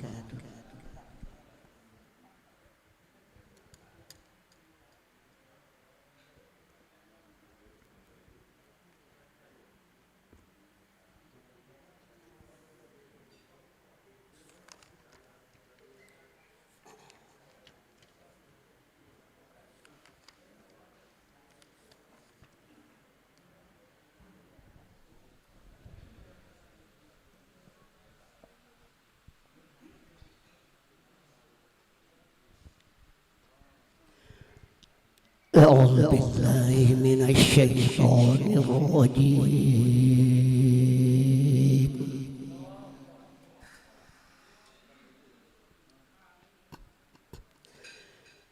بسم الله الرحمن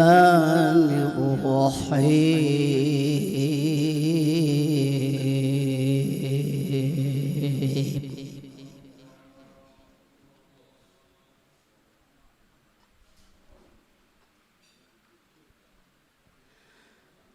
وما محمد إلا رسول قد خلت من قبله الرسل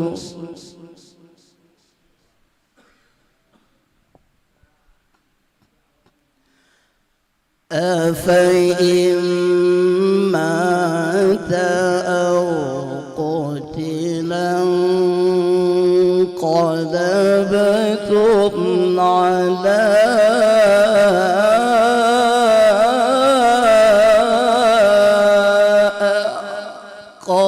أعقابكم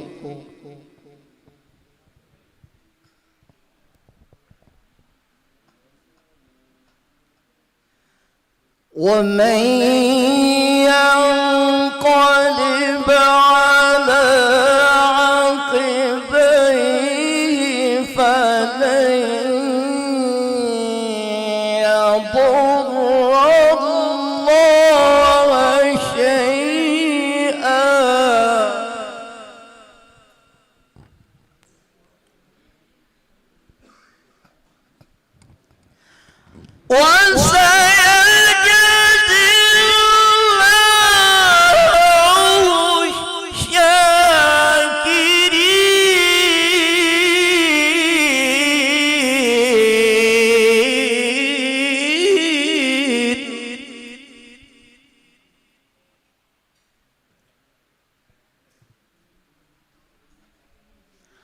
وما كان لنفس أن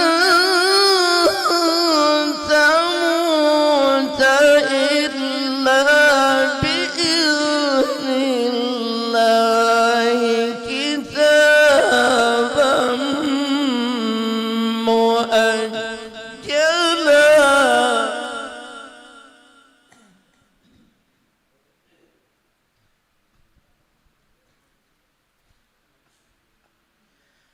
ومن يريد ثواب الدنيا نؤته منها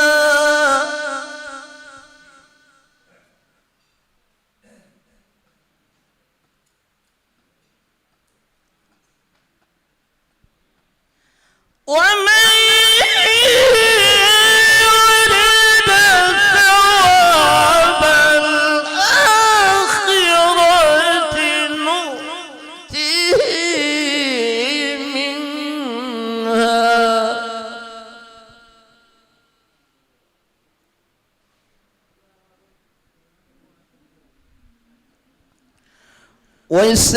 وسنجزي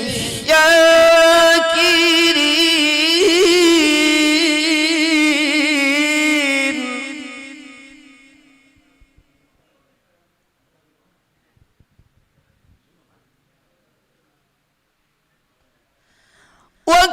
وكأين من نبي قاتل معه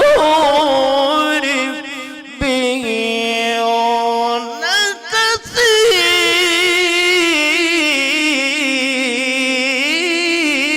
كثير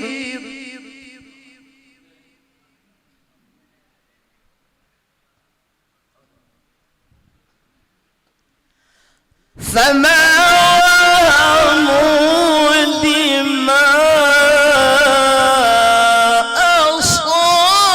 أصابهم في سبيل الله وما ضعفوا وما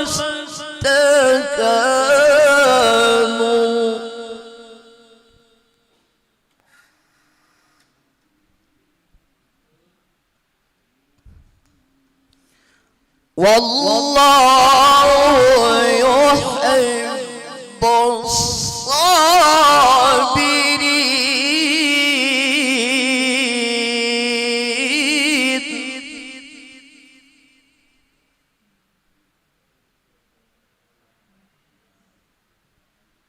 وما كان قولهم إلا أن قالوا ربنا اغفر لنا ذنوبنا وإسرافنا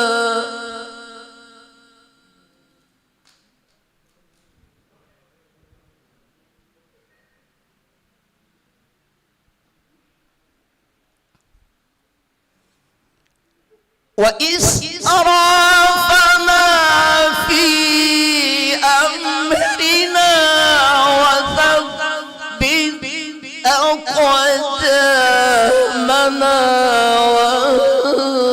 وانصرنا على القوم الكافرين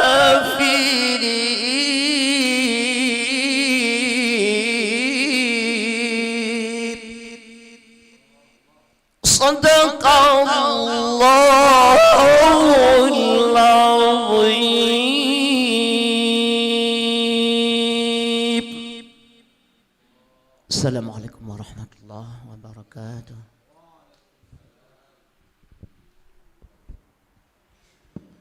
Demikian pembacaan Al-Quran yang dibacakan oleh Tengku Idris Hasan yang membacakan surah Al-Imran ayat 144.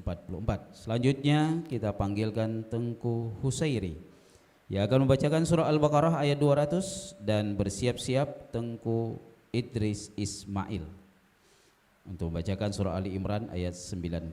Kepada Tengku Husairi disilahkan.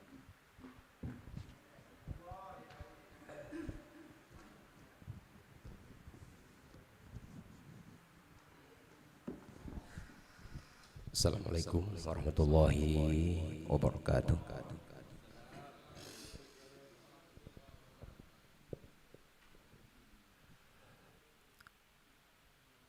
A'udzu billahi minasy syaithanir rajim.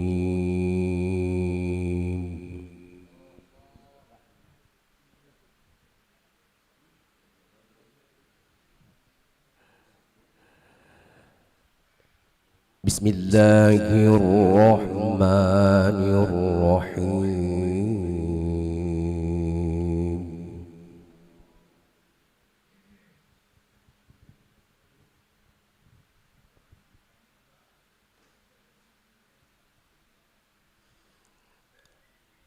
Wa minhum man yaqulu rabbana atina fid dunya hasanah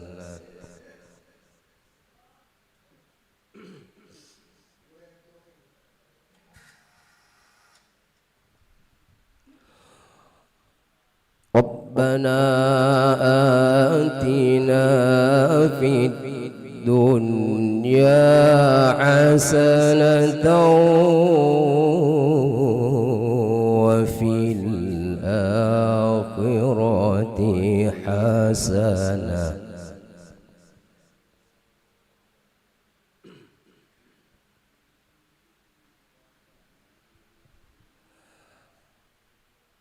wa qina adzaban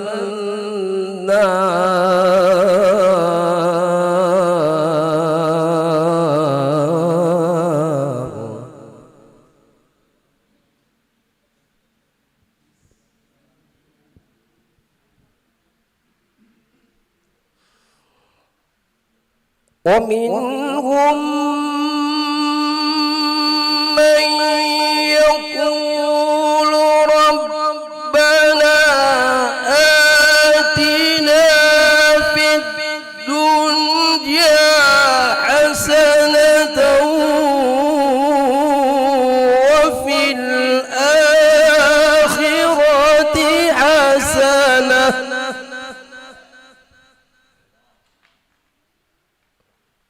وقنا عذاب النار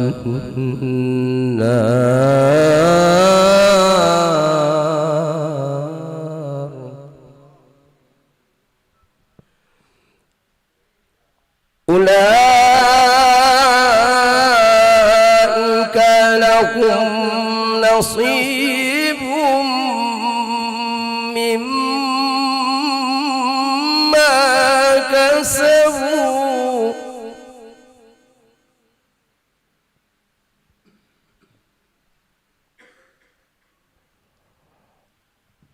والله سريع الحساب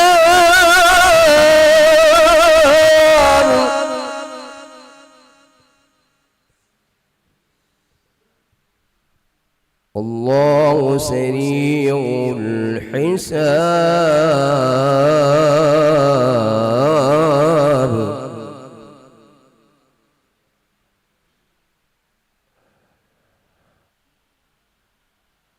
أولئك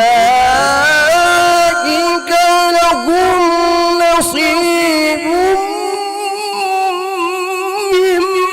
مما كسبوا والله سريع الحساب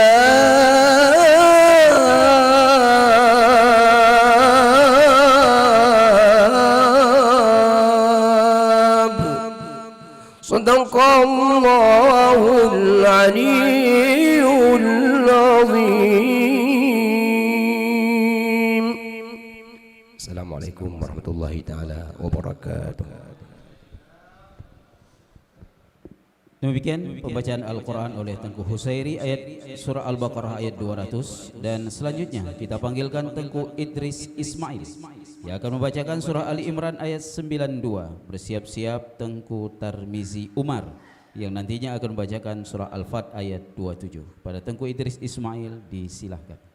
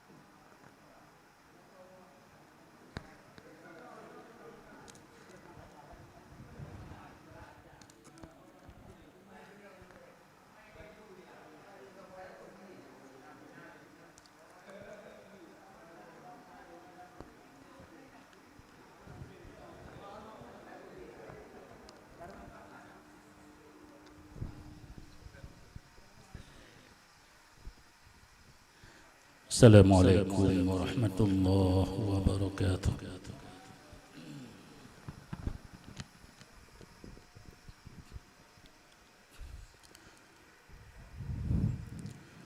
أعوذ بالله من الشيطان الرجيم.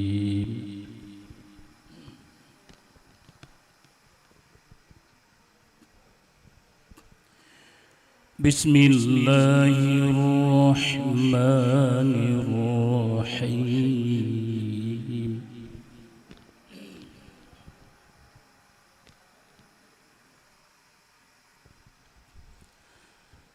لن تنالوا البر حتى تنفقوا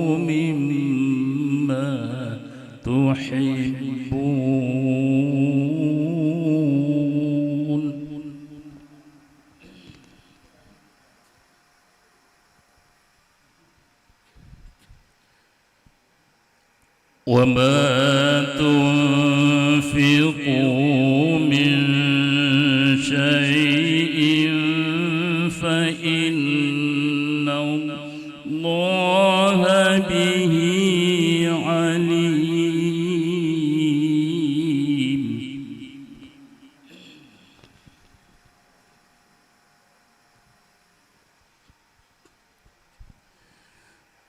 كل الطعام كان حلا لبني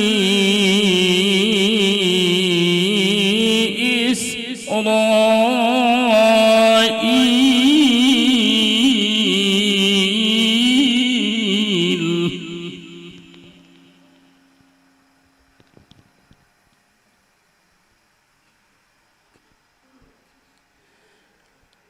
إلا ما حرم إسرائيل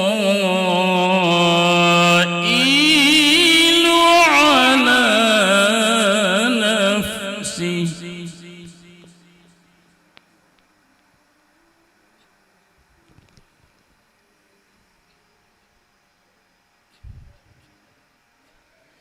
من قبل أن تنزل التوراة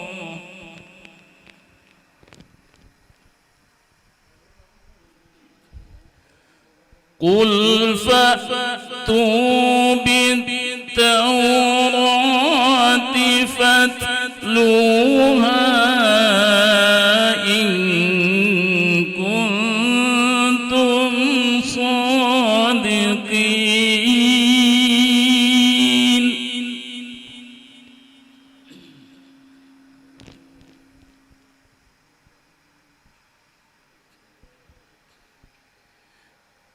فمن افترى على الله الكذب من بعد ذلك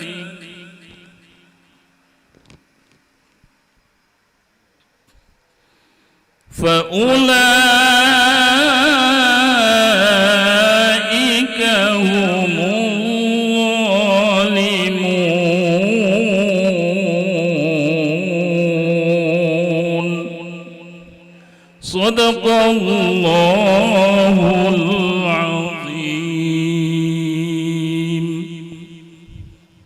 السلام عليكم ورحمة الله وبركاته.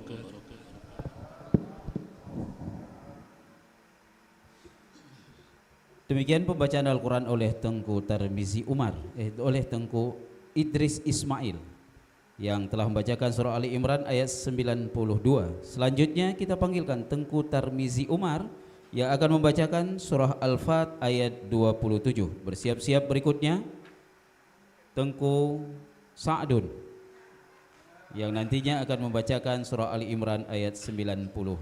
Kepada Tengku Tarmizi Umar disilahkan.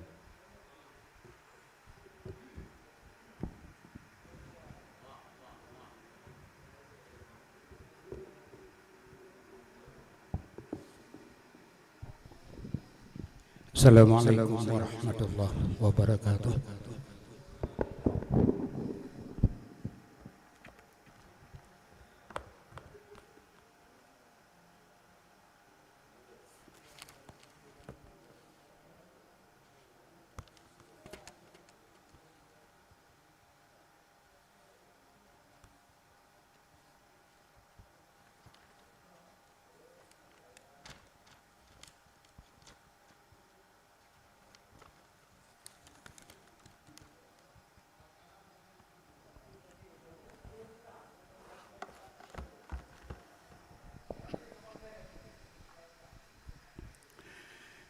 أعوذ بالله من الشيطان الرجيم.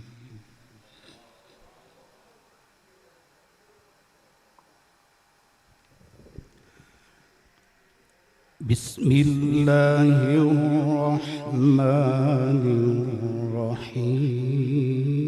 الرحيم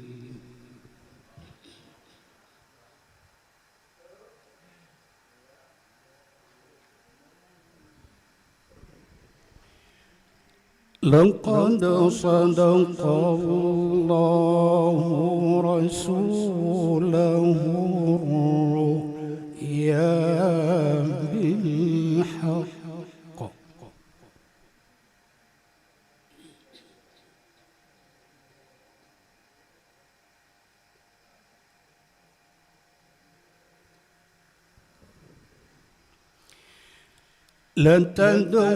لتدخلن المسجد الحرام إن شاء الله آمنين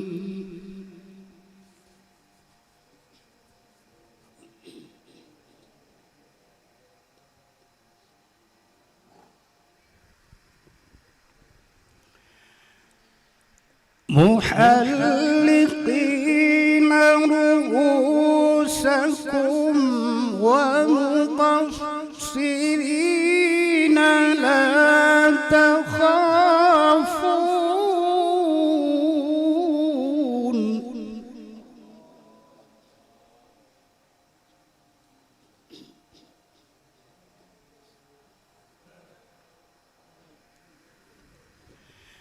فعلم ما لم تعلموا فجعل من دون ذلك فتحا قريبا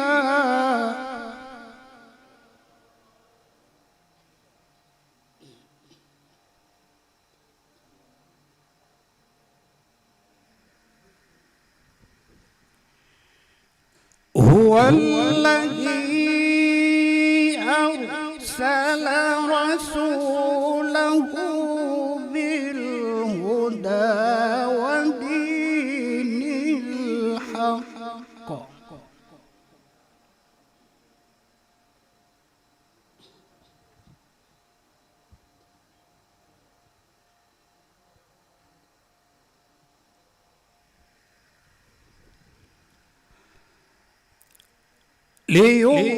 ليظهره على الدين كله وكفى بالله شهيدا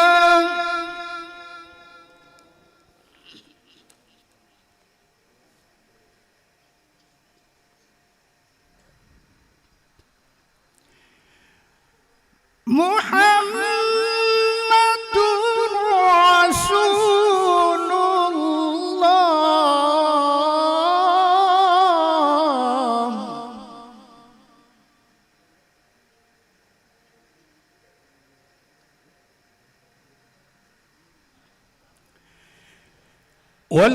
والذين معه أشداء على الكفار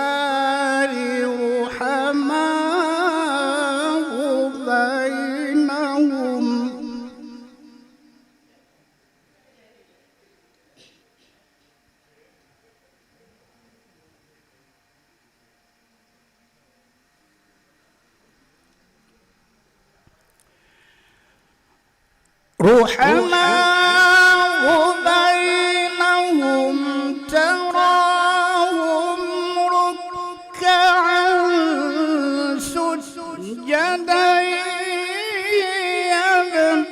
يبتغون فضلا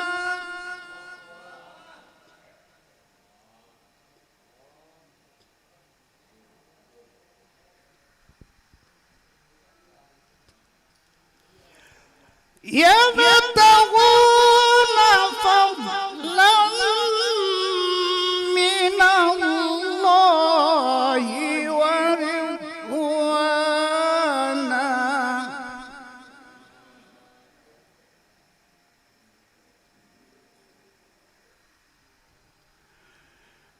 سيماهم في وجوههم من أثر السجود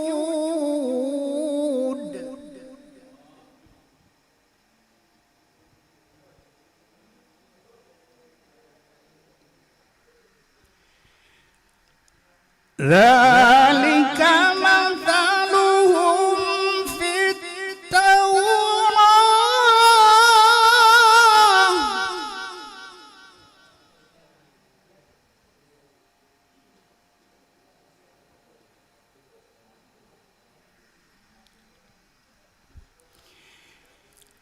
ومثلهم في الإنجيل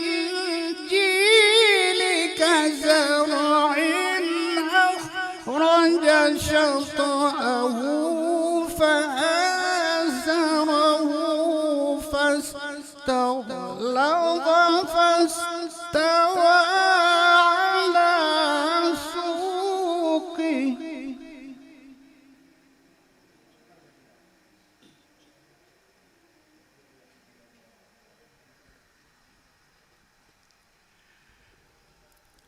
يعجب الزراع ليغيظ بهم الكفار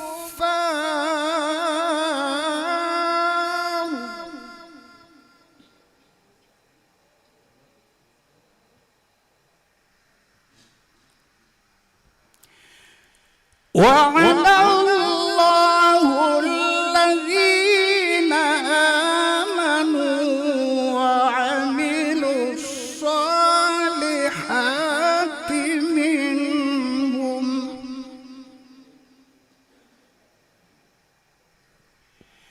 وعملوا الصالحات منهم مغفرة وأجرا عظيما صدق الله العظيم. Assalamualaikum warahmatullahi wabarakatuh. Demikian penampilan Tengku Tarmizi Umar yang membacakan surah Al-Fat ayat 27. Selanjutnya kita panggilkan Tengku Sa'dun yang akan membacakan surah Ali Imran ayat 92. Bersiap-siap berikutnya Tengku Sulaiman Ilyas. Pada Tengku Sa'dun disilahkan.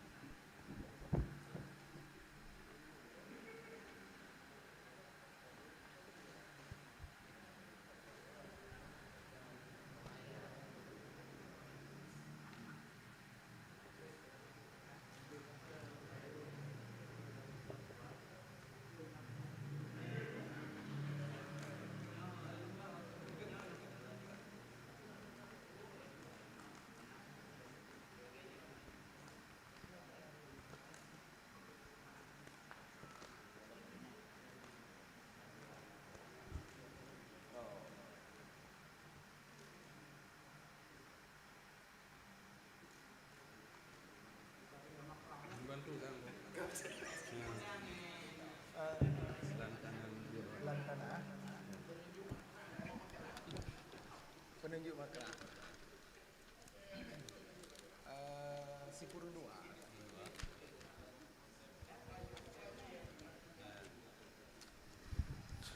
Assalamualaikum warahmatullahi wabarakatuh.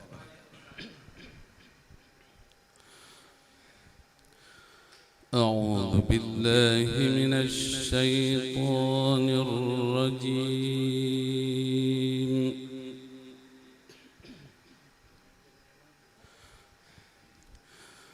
بسم الله الرحمن الرحيم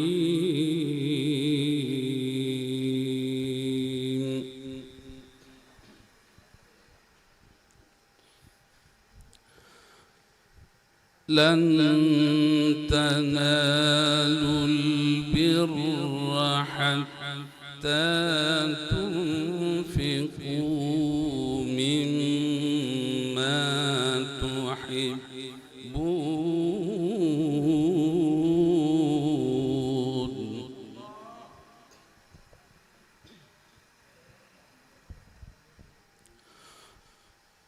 وما تنفقوا من شيء فإن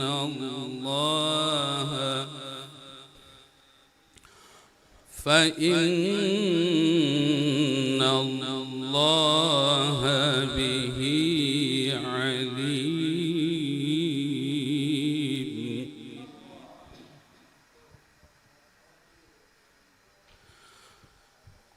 كل الطعام كان حلا لبني إسرائيل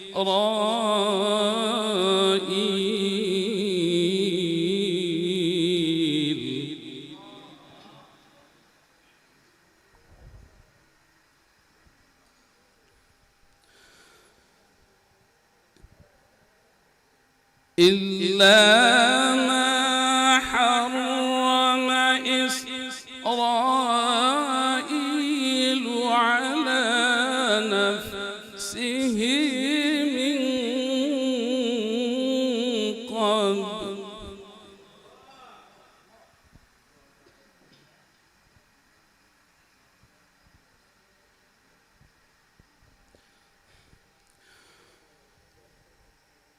من قبل أن تنزل التوراة قل فأتوا بالتوراة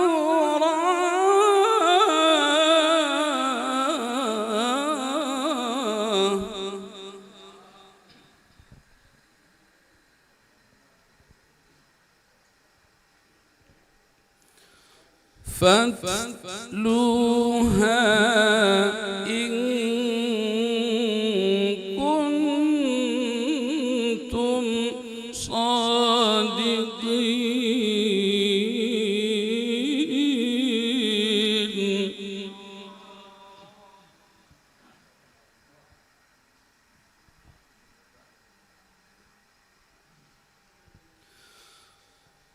فمن افترى على الله الكذب من بعد ذلك فأولئك هم الظالمون.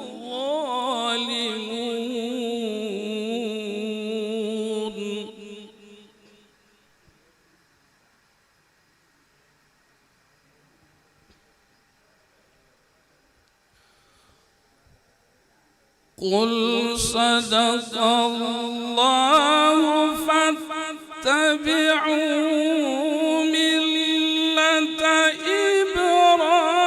إبراهيم حنيفا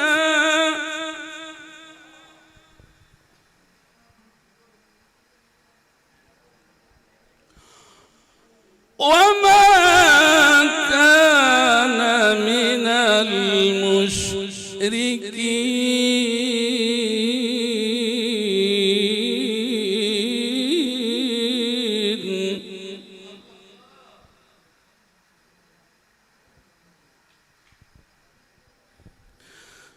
إن أول بيت وضع للناس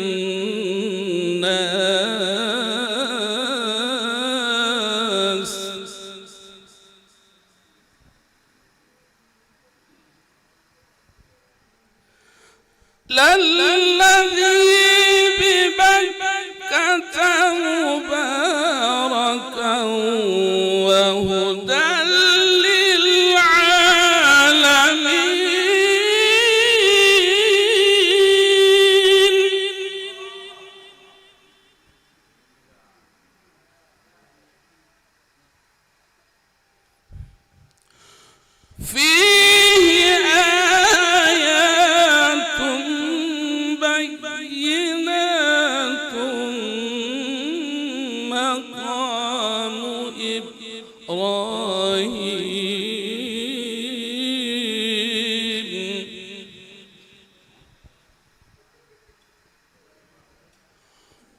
ومن دخله كان آمنا ولله على الناس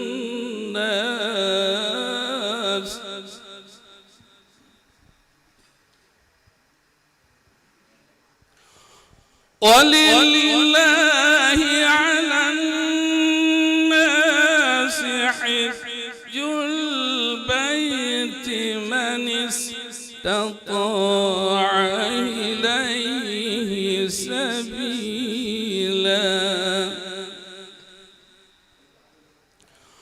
ومن كفر فإن الله غني عن العالمين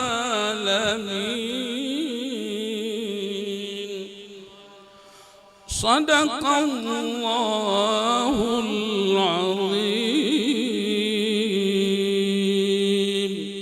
السلام عليكم ورحمة الله وبركاته.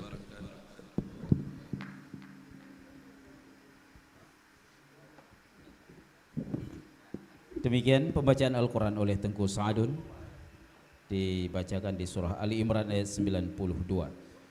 Berikutnya kita panggilkan Tengku Sulaiman Ilyas yang akan membacakan surah Al-Furqan ayat 61. Kepada Tengku Sulaiman Ilyas disilahkan.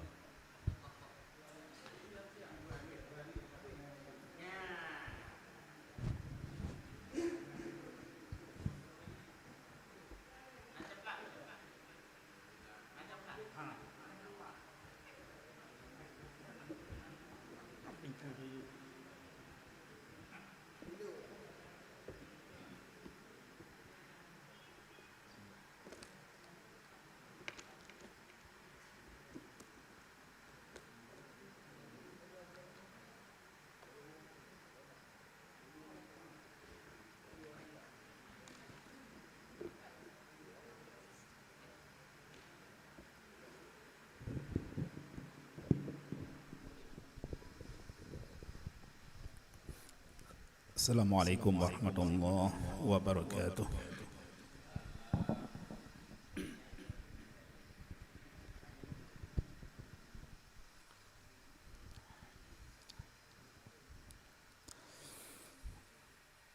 أعوذ بالله من الشيطان الرجيم.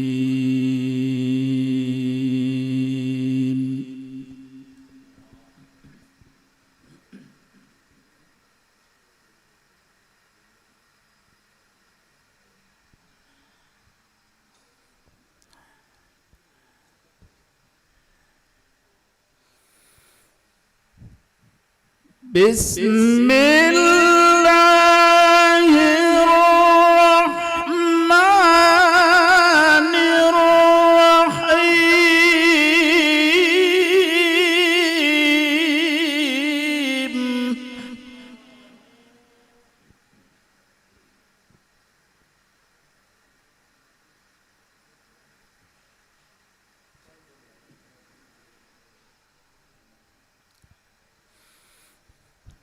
تبارك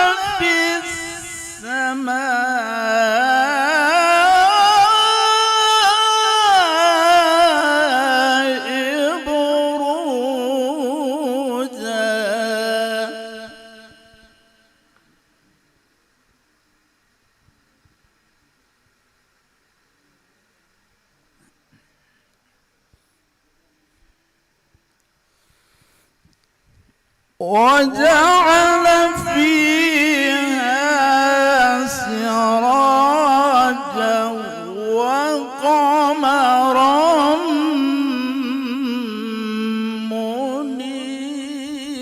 منيرا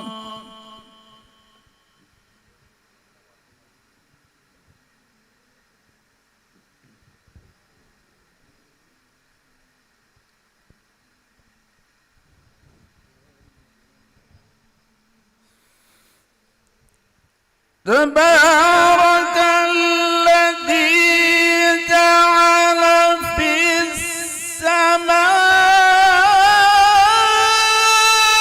السماء بروجا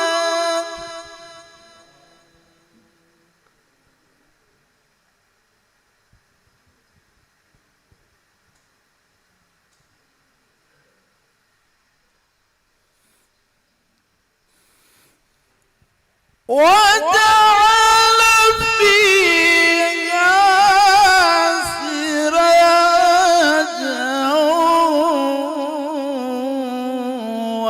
وقمرا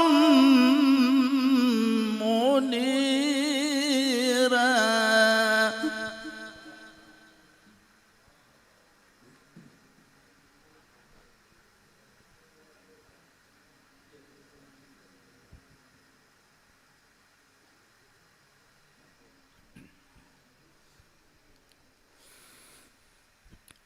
وهو الذي جعل الليل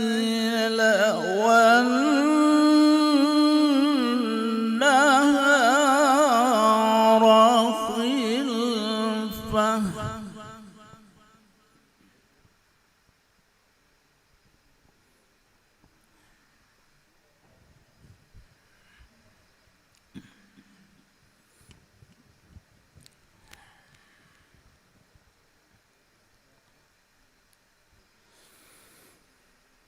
لمن أراد أن يذكر أو أراد شكورا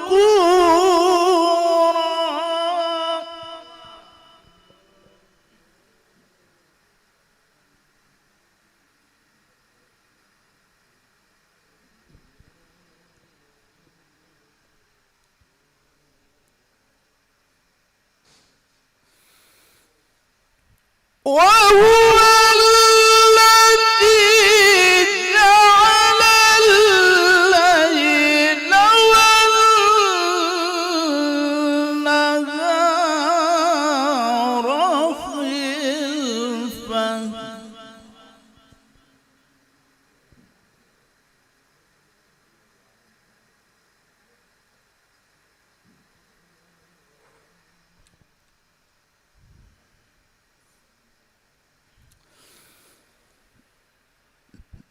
لمن أراد أن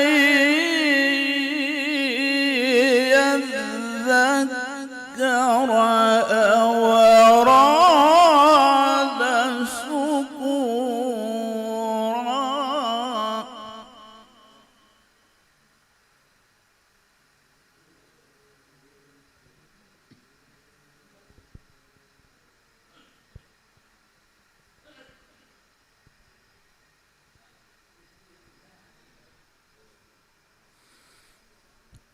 وعباد الرحمن الذين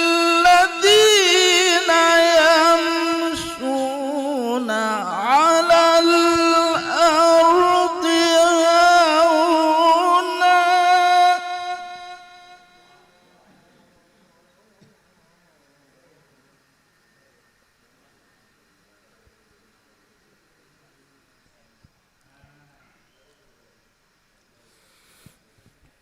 وإذا خاطبهم الجاهلون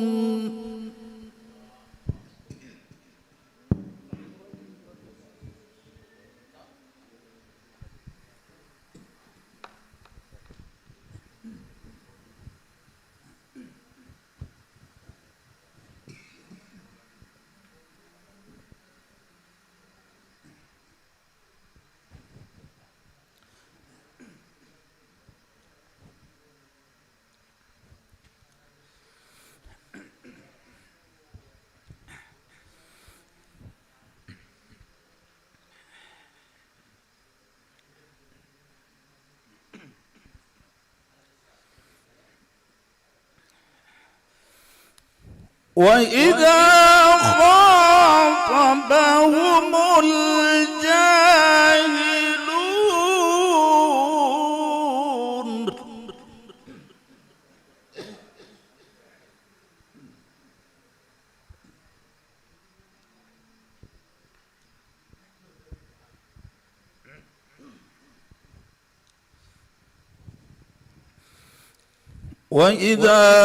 خاطبهم الجاهلون قالوا سلاما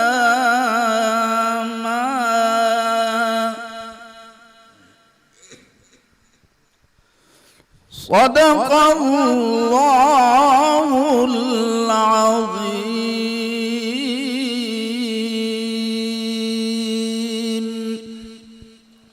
Assalamualaikum warahmatullahi wabarakatuh.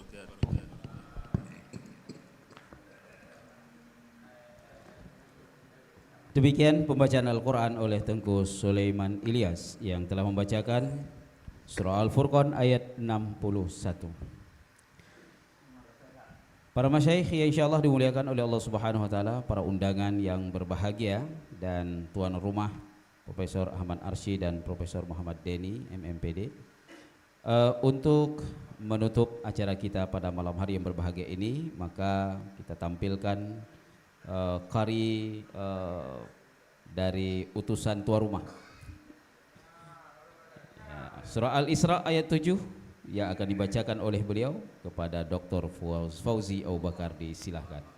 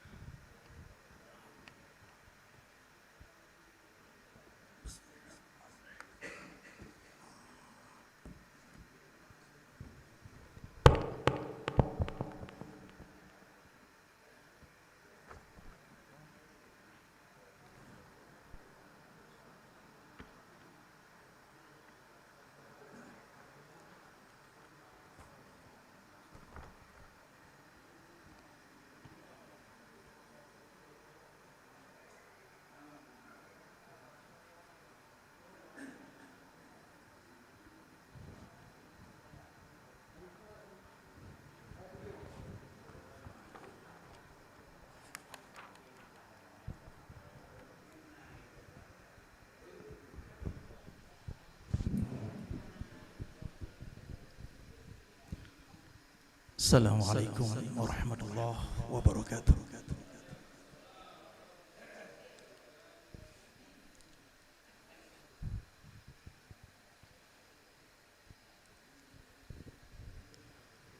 أعوذ بالله من الشيطان الرجيم.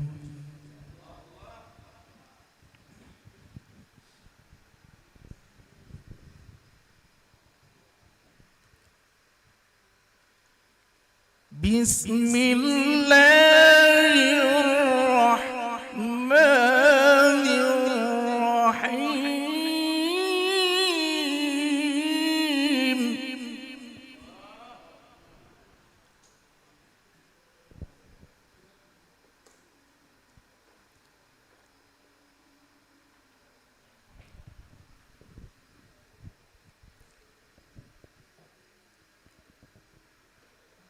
سبحان الذي أسرى بعبده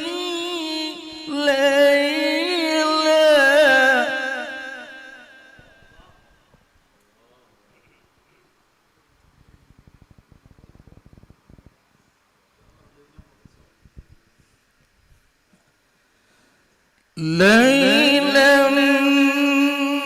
من المسجد الحرام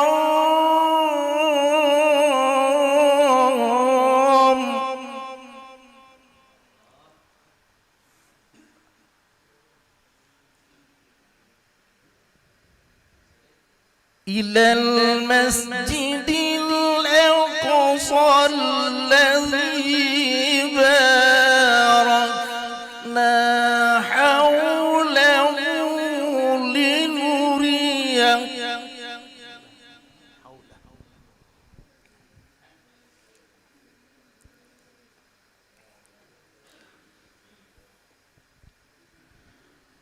لنريه من آياتنا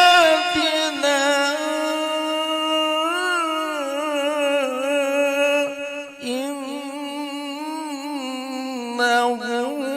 هو السميع البصير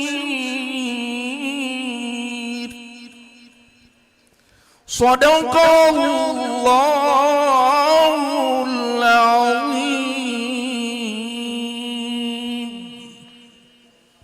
Assalamualaikum warahmatullahi wabarakatuh. Waalaikumsalam. Demikian penampilan terakhir haflah Al-Quran di malam hari yang berbahagia ini oleh Dr. Fauzi Abu Bakar. Para undangan dan masyaikh, gure-gure Al-Quran yang insya Allah dimuliakan oleh Allah Subhanahu wa Ta'ala. Laporan dari operator YouTube channel LPTQ Banda Sakti Tengku Romi Saputra mengatakan bahwa yang menyaksikan, di antara yang menyaksikan live YouTube kita di malam hari yang berbahagia ini ada kori-kori dari nasional dan internasional, yaitu Ustadz Zamni Yunus MAG, kemudian ada Ustadz Qadarus Samadi Rashid, ya, kori internasional, kemudian ada Ustadz Kiai Haji Nasrullah Jamaluddin LC, ya, beliau adalah curi MTQ nasional yang juga imam besar Masjid Istiqlal Jakarta. Ini diantara yang menyaksikan live kita pada malam hari ini. Samping ada beberapa orang lainnya tentunya. Dan dengan berakhirnya haflah Al-Quran pada malam hari yang berbahagia ini, kita mohon kepada Allah Subhanahu wa Ta'ala, semoga Allah memberkahi kita semuanya, terutama Ahlul Bait, Bapak Ustadz Profesor Ahmad Alsy dan juga Profesor Muhammad Denny beserta keluarga besar. Dan akhirnya kita memohon kepada Ustadz Dr. Misran Fuadi MAP, yang juga Kepala Dinas Arsip dan Perpustakaan Kota Luxmawe, Dai dan Mubalik Senior Kota Luxmawe, guru kita bersama, untuk memimpin doa penutup di malam hari yang berbahagia ini. Para Ustadz disilahkan.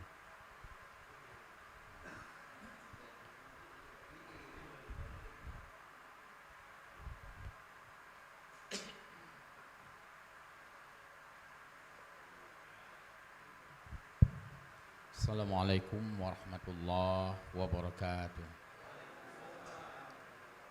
A'udzu billahi minasyaitonir rajim. Bismillahirrahmanirrahim. Alhamdulillahi rabbil alamin, hamdan syakirin, hamdan na'imin, hamdan yuwafi ni'amahu wa yukafi'u mazidah. Ya Rabbana lakal hamdu kama yanbaghi li jalali wajhikal karimi wa azimi sultanik. Allahumma salli wa sallim ala Sayyidina Muhammad wa ala alihi wa ashabihi dhawi zuhdi wal karamat. Allahumma arhamna bil Qur'an waj'alhu lana imaman wa nuran wa hudan wa rahmah. Allahumma dhakkirna minhu ma nasina wa 'allimna minhu ma jahilna waj'alhu lana hujjatan ya rabbal alamin. Allahumma ahyina ya Allah bil iman wa amisna bil iman wahsyurna bil iman wa adkhilna al jannata ma'al iman. Allahumma a'inna ala dhikrika wa syukrika wa husni ibadatik.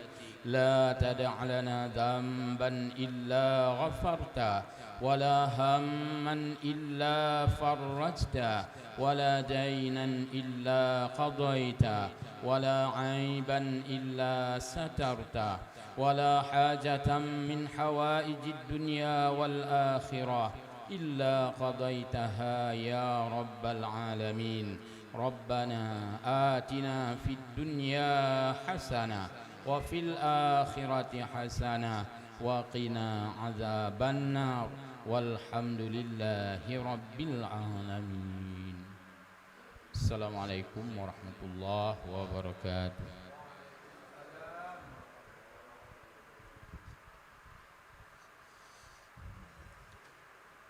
Dengan berakhirnya doa yang dipimpin oleh Ustadz Dr. Misran Fuadi MAP, maka berakhir pula acara kita pada malam hari yang berbahagia ini. Jazakumullahu khairan katsira. Kami ucapkan kepada semua yang telah berhadir, pada Ayahanda Mursyid Yahya, para qori Dewan Hakim MTQ Kota Luxmawe, Bapak Kapolres dari TNI Angkatan Darat dalam wilayah Korem 011 Lilawangsa, kemudian kepada masyaikh Al-Quran semuanya, terutama kepada Ahlul Bait, tuan rumah yang telah menyiapkan segalanya untuk kita semuanya, Ustadz Ahmad Arsy dan Bapak Muhammad Deni serta keluarga besarnya. Maka kita akhiri pertemuan dan silaturahim kita pada malam hari yang berbahagia ini dengan mengucapkan hamdalah alhamdulillahirabbil alamin dan doa kafaratul majlis. Subhanakallah bihamdik asyhadu an la ilaha illa anta astaghfiruka wa atubu ilaik. Assalamualaikum warahmatullahi wabarakatuh.